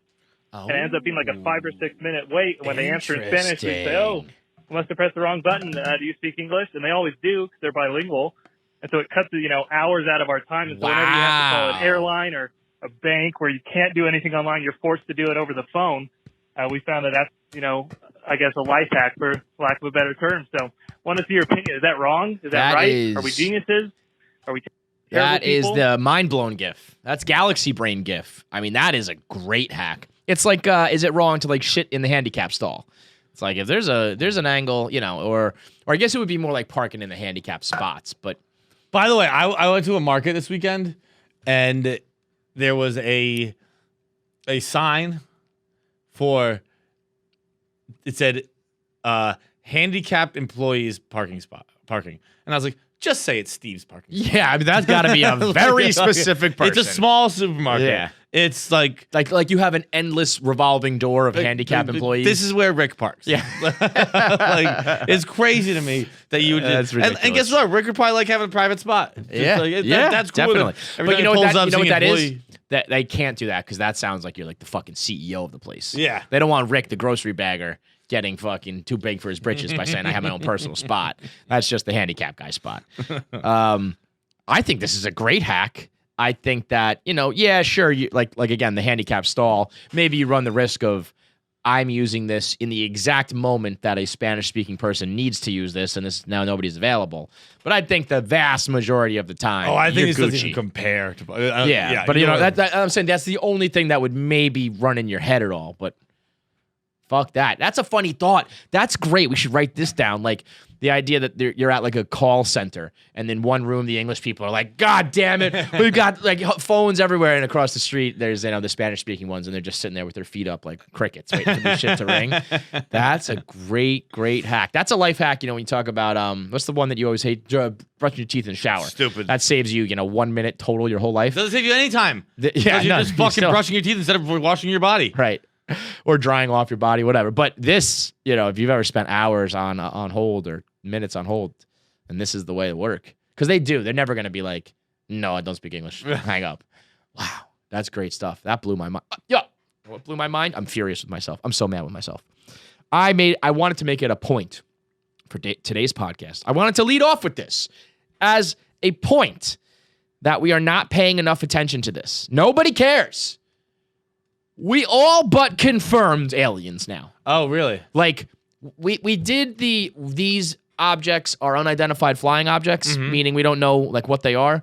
Now the report from the New York Times is that we have confirmed they have in possession some materials from these things. Like that means they had a crashed landing or something that they have looked at and they have said these were not made on planet Earth.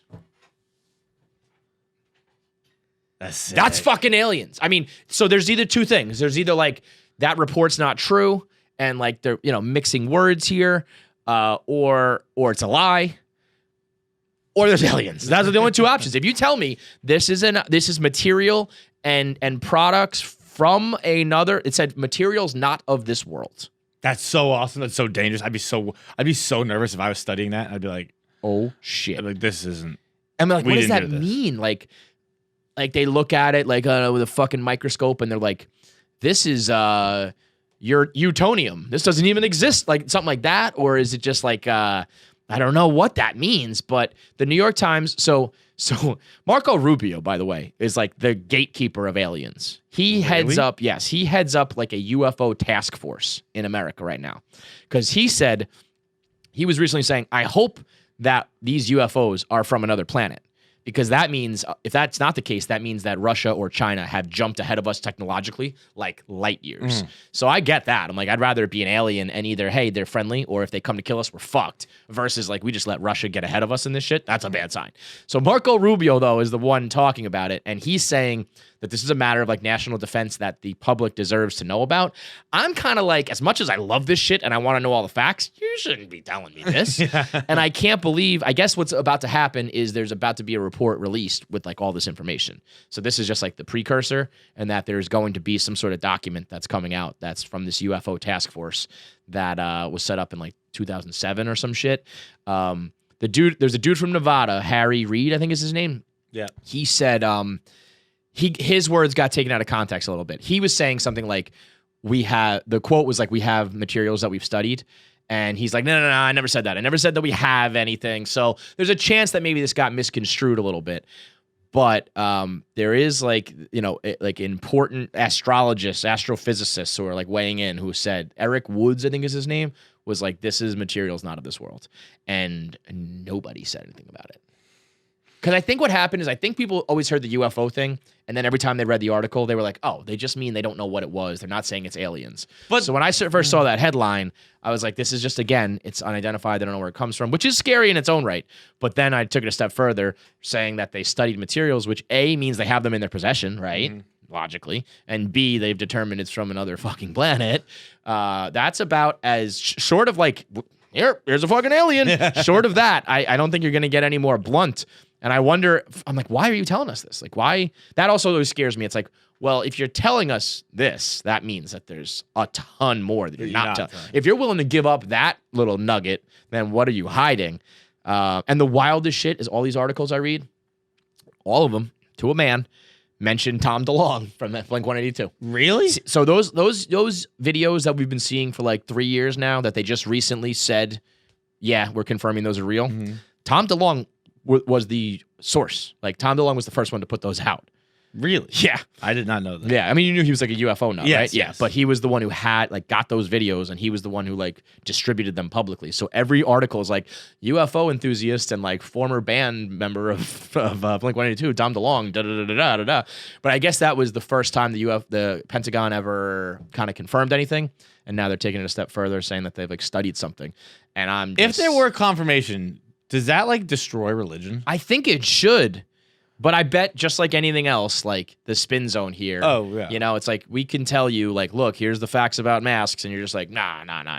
So I think that, or you just move the goalposts and you say, God invented that too, you know? Yeah. And also, God, like we said, God created the earth. the universe. Right. Yeah. He's just one of many. Who knows? But yeah, I'm sure it should. I think if like an alien life form shows up and does something like interacts, I think that would be a lot harder to spin for the religious folks. Yeah. But we're getting there, man. We're getting there. That's gonna be a fucking day. Old takes exposed like a motherfucker. But yeah, aliens are out there. Nobody cares. People are just talking about baseball and Taylor Swift. This is nuts. All right, so Jerry O'Connell, and we'll see you guys next time. There he is. What's up, guys? Sorry about that. Look at this guy. You guys. Look at this guy. He's out in the wilderness with the Knicks jersey on. What kind of car is that? I can't even tell. What is that? The Anthony Mason, too. 86 Jaguar. Ah, what a flex. What a jerk you are. I knew this was going to be a good interview. I didn't even know we were going to start off like this. This is unbelievable. Fellas, what an honor. Thank you for having me on the first day of sports in 6 months. Been a while. Is that how long it's been? I don't even know. It's not even first day of sports for me. It's Taylor Swift dropping a new album tonight. That's what's happening today. Big deal. It's a big deal. A lot of big things happening in the world. It's all opening up again. Things are going to be okay, everybody. Oh, yeah? Okay. Jerry says so. So we're good. It's very... Is that almost right there? What? With that almost right there, your whole, like, it's going to be good. We're fine. That feels like The Secret to me. Right. I was going to say, if you need any more proof that The Secret works and that they did a good job of casting on the movie here, look at Jerry. The Secret. He's unlocked The Secret. Look at this guy. Those just tuning in here to KFC, I am actor in the scripted version of that book, The Secret. You know, it's the laws of attraction, and it helps you get the things that you want in life. And that's why they're joking about this being the laws of attraction thing. That's hilarious. I mean, it does sound like it, though. Was that something you kind of got into when you were like when you were preparing for the role and stuff? You know, I have to say, I didn't like. I didn't like it. I was acting, so you have to like sort of be on set. You do have to like sort of memorize your lines and show up on time and stuff. I think like The Secret is more about like getting things that you want in life. I should say, full disclosure, I play Katie Holmes's fiance, and she has a sort of a relationship with a guy named Josh Lucas. For those who watched Sweet Home Alabama, he's the hunk, the leading man in that. I play the dude who's holding her back from fulfilling her dreams. So nice, Jared. Hey, Jerry, I play that guy in every role too. Yeah, I mean, I guess I'm like acting, the bad. I'm acting in life too, holding everyone back. That's just a role I'm playing. The bad boyfriend you have that's holding you back in life. That's what I'm playing in this. So I wouldn't say I was using. Maybe if you didn't do what I did, maybe that would work out. So what you're telling me is that you just showed up to do a job and you don't really give a shit about this philosophical secret stuff. No. Yeah. No. Cannot say that at all. I just don't want to. Look, I know everyone listening to KFC radio is very savvy, and I don't want to sound like I'm preaching anything to any of your listeners. I hear you. They'll immediately like make fun of me in there. No, nobody likes the preaching. Nobody likes preaching, but we have been we've declared 2020 the year of mental health. We're trying to get our minds right and trying to and sometimes I think there's a lot of those books, The Secret and a lot of self-help and stuff. And some of it I think is bullshit and some of it's real and some of it I think can help if you buy into it. So do you subscribe to any of that stuff? What's your secret to life? Sure. I mean, listen, the secret is, how do I word this? I was working on a TV show and I was complaining a lot about my boss. I hated my boss and I was making fun of my boss, never to his face, but behind his back all the time. And a guy I was working with was like, hey, come to my dressing room. I want to give you something. And he gave me The Secret. And I was like, oh, like, please, like, I don't want to be a part of this. Like, I just hate our boss. I don't need to read this. And I did read it, and I did understand the appeal of it. You know, it can I think it does help a lot of people, at the risk of sounding like I'm here preaching. I mean, No, I don't think so either. I agree with you, but I agree with you because I think so much of it is really just modernized religion, where it's like the energy you put out into the world is the energy you receive. Like, well, that's karma. That's been around for a while, right? I don't think the secret is religion. You know what I'm saying? I just, I also don't want to sound like I'm Tony Robbins telling you to harness your power, but I do think that not just specifically the secret. I think a lot of these things are good at like motivating yourself. I mean, yeah. Well, you know what it is? I mean, I can remember being younger when you think you're smart, you think you got the world figured out, you haven't hit any bumps in the road, everything's good. And you're like, I don't need all that shit. They don't know what they're talking about. I know what I'm doing, blah, blah, blah. And then the minute that you find yourself in over your head in whatever aspect of life, you're like, oh shit, I need some help. I need someone who knows what they're talking about. And I don't know whether that author knows what he's talking about or if that actor or writer or whoever can give me the secrets, but I'm certainly willing to listen. I'll give it a shot because I know I don't know. Also, drinking when you're younger also gets you through a lot of that. Yeah, definitely. I mean, that's always a secret. That's a secret that's not a secret. I think that's pretty well known. And I think you can rely on that one for pretty much decades upon decades. Speaking of drinking when you were younger, you very recently had a quote tweet where you were talking about drinking on set with Mariah Carey. That was like, I saw that story where you're like, you put it in caps locks. I drank champagne with the songbird herself. And I was like, what was that like? For those who don't know, I was in a music video of Mariah Carey's called Heartbreaker. It's a famous music video that she made, and I played. Wow, it's so funny. I played her bad boyfriend. It's the same character I play in the Secret movie. Wow, there's a theme going on here. Running theme here, yeah. And I got to set, and I was invited to Mariah Carey's trailer, and it was the first time I drank champagne out of a Magnum. That's those big bottles here. And it was funny. I mean, it was the first time, it's really interesting. If you haven't ever drank out of a Magnum, you literally have to hold it like you're like holding like a jug of water, like you're the Aquarius, like zodiac sign. I mean, it's like holding it like this and pouring it into a little flute. But yeah, man, I partied with Mariah Carey. She was the best. So cute, so fun. She's so massive that she's reached that level of hugeness where just people can say anything about her in the sense like, oh, Mariah Carey's rider was crazy, where like all the M&Ms had to be red and all the flowers had to be painted pink or whatever, all these crazy things. And you're like, yeah, that probably makes sense. But the story you're describing is a much different one. It's not a diva. I didn't know her as a diva at all. I mean, you didn't know Mariah Carey as a diva, Jerry O'Connell? I didn't know her personally as a diva. I mean, oh, okay. I mean, I know she's got an ongoing joke where she acts like she doesn't know that person, when she's asked about like Nicki Minaj or something, like, I don't know who that is. Yeah. But I gotta tell you, when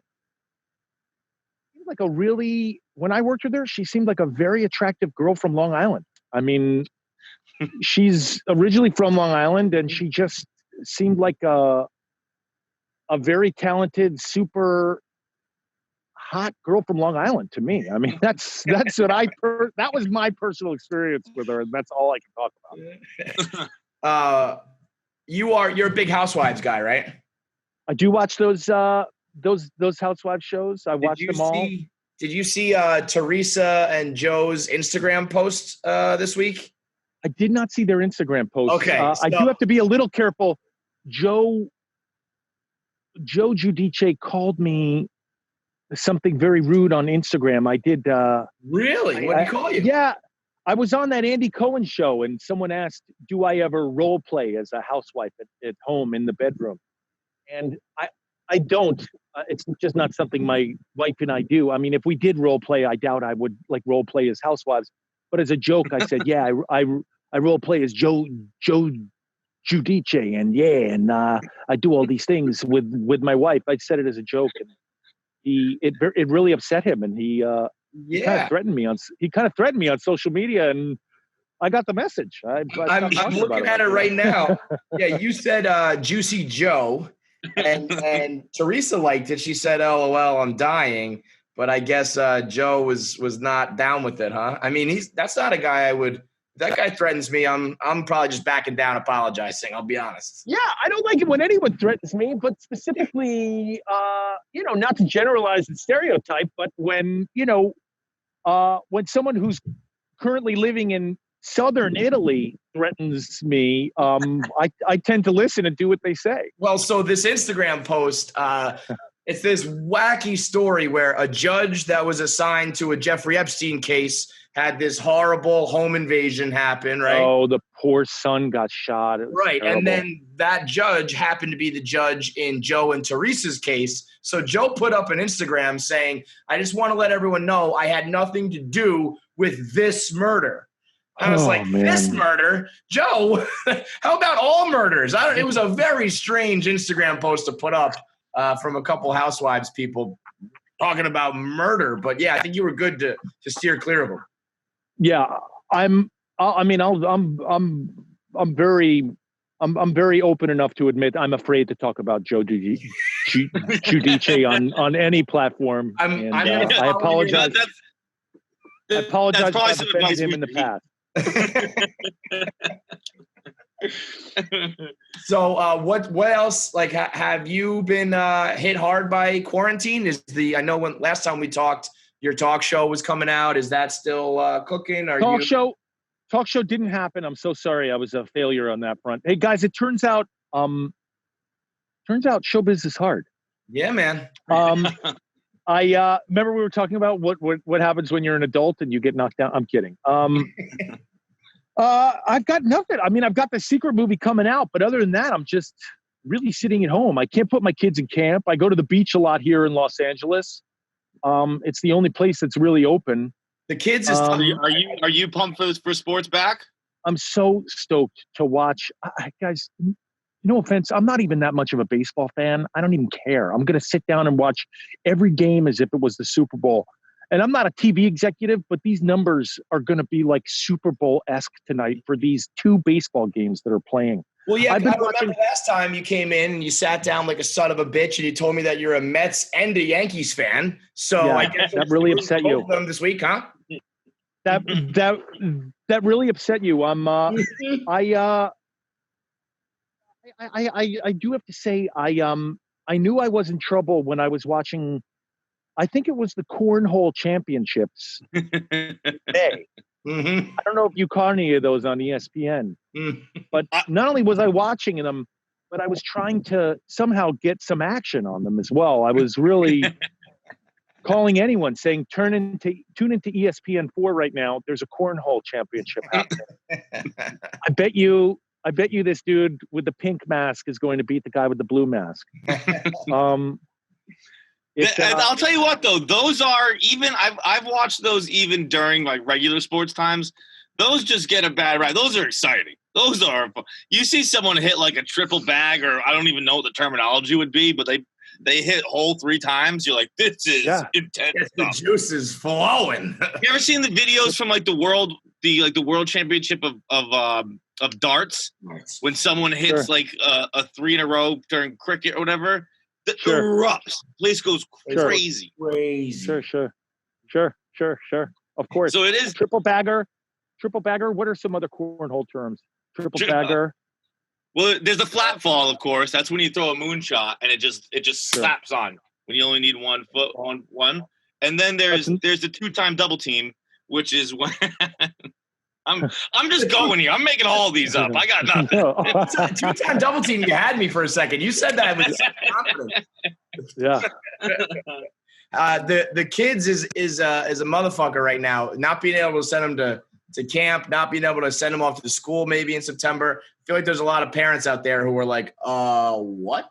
What do you mean? What am I supposed to do now? Have you just been super dad or what? Not really. No, I've just been telling them to watch TikTok and just play as many video games as possible to leave me alone. Actually, what's so funny? I have 2 daughters, and one is really good at throwing a softball around. One is terrible. She's not listening. Really good. Oh no, neither of them are listening. You kidding me?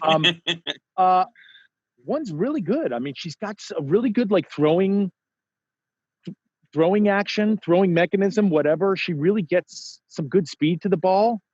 So Guess are an we trying to inside get that college scholarship? That's the goal for us normal people. I'm sure you're Of not worried about course. it. I mean, it's so funny. I have another daughter who has no athletic ability whatsoever, but oh man, it's really fun when you sort of do something with a kid and like throwing a softball around and they just pick it up. It is funny too, like being athletic.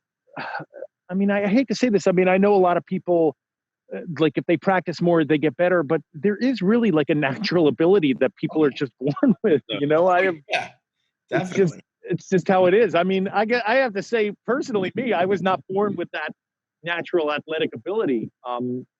But You man, look did you play sports at all? You definitely look like you're the the quarterback of the high school team.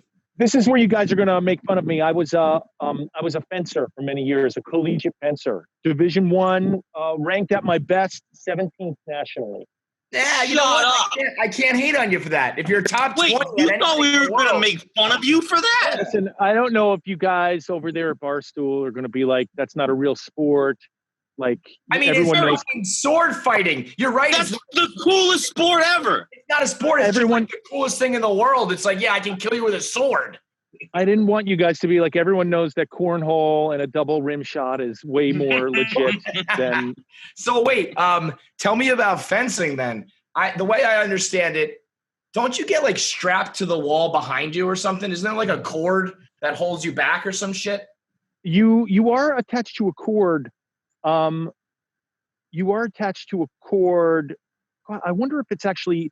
It might even be wireless now, but back in the day, it was a cord. And what does that do? What is the cord? It's to see where it's to see whether you're touched or not. So things go off and everything. It was an Olympic sport. I trained with a lot of people who went to the Olympics, and at what age did you get into it?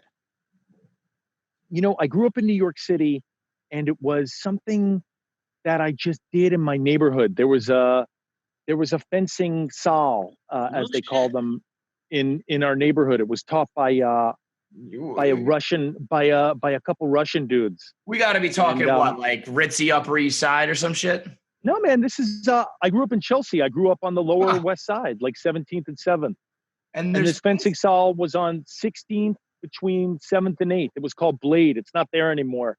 And it was a couple of crazy Russian guys who had I guess back in the 80s they had defected, but they were pretty like high ranking, like Olympic fencers and stuff. And do you think you could kill people with a sword?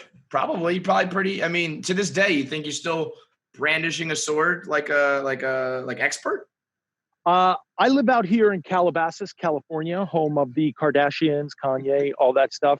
Mm-hmm. And occasionally I have to use a machete to cut down sort of, you can see there's like brush in back of me. By the way, what are we doing right here? Were you just out for a joyride in the Jag and you were like, oh shit, I got to do an interview. Let me pull over on the dirt here. No, I have to come to a park at the corner of my house because my children won't get off of TikTok. So there's no bandwidth at my house. I've tried to do these Zoom calls at my home between the hours of 8 and 3 p.m. and I just get no bandwidth. It would just be like a pixelated, like nothing version of me. That is unbelievable. What a dad to be like, I'll leave. You guys can have the TikTok.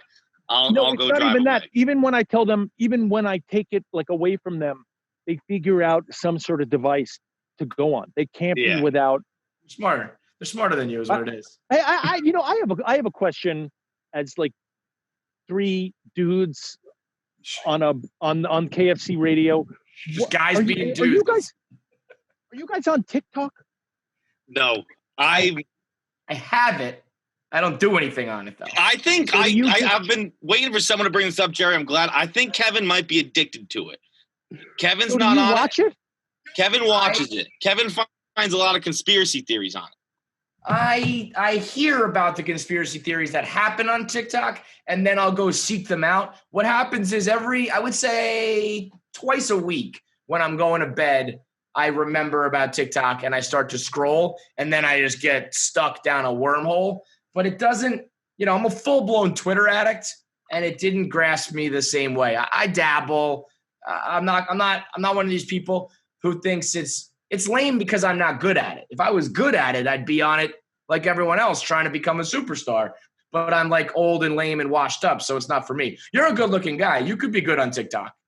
Yeah, well, hold on a second. What does being good at TikTok mean? Like you do the dances? Like my children who are 11 do pretty provocative dances on camera stuff. I mean, so does that mean you're doing provocative dances? No, see, I don't put anything up. I just watch people, which is pretty creepy too. So either way, it's not great for me to be talking about this.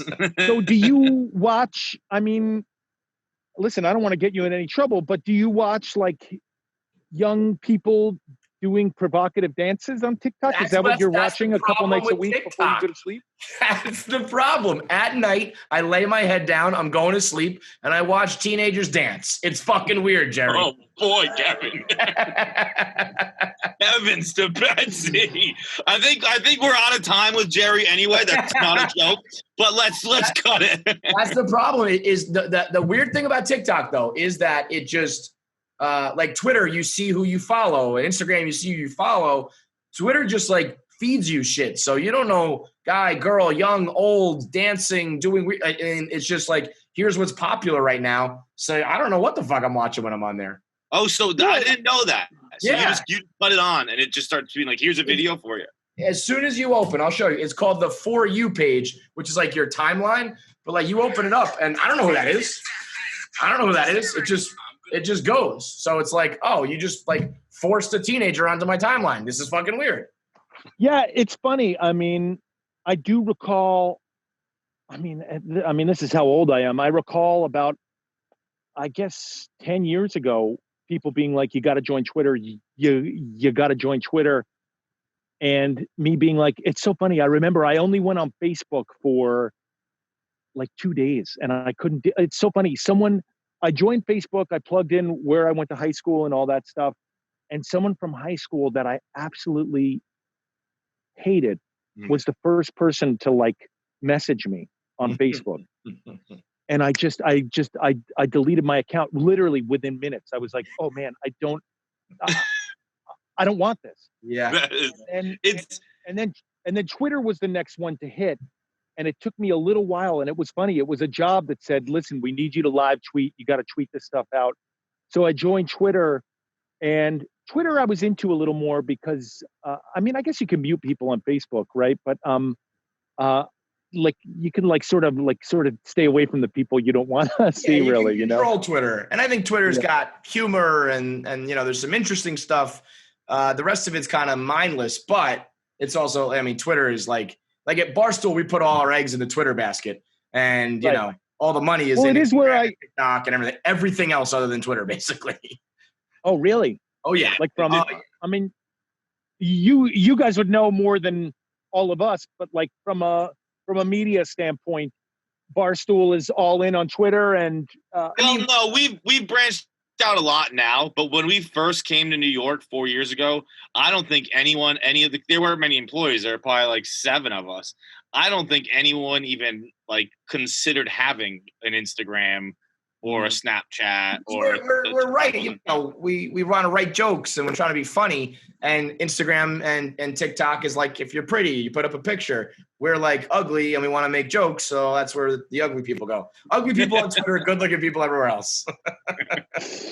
Hot, but you're going to be on TikTok. I can't wait to see your Megan Thee Stallion dance. I mean, listen, if I could fucking dance, I'd be doing it too. So I mean, I have no standards. I'm just trying to make money, man. Let me ask you a question. If I gave you a sword, could you with the sword versus LeBron James? And let's say LeBron's angry and he's coming at you. He wants to hurt you. Could you just straight up just bam, kill him with a sword, or would it be like a fair fight? I would say the only chance I would ever have of being on a somewhat even level with LeBron James would be if we were in a fencing match. Yeah. Yeah. All right. Let's set that up.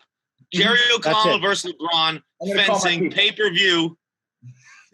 Listen, If you could get celebrities versus athletes in a sword fight pay-per-view, we're talking serious coin, Jerry.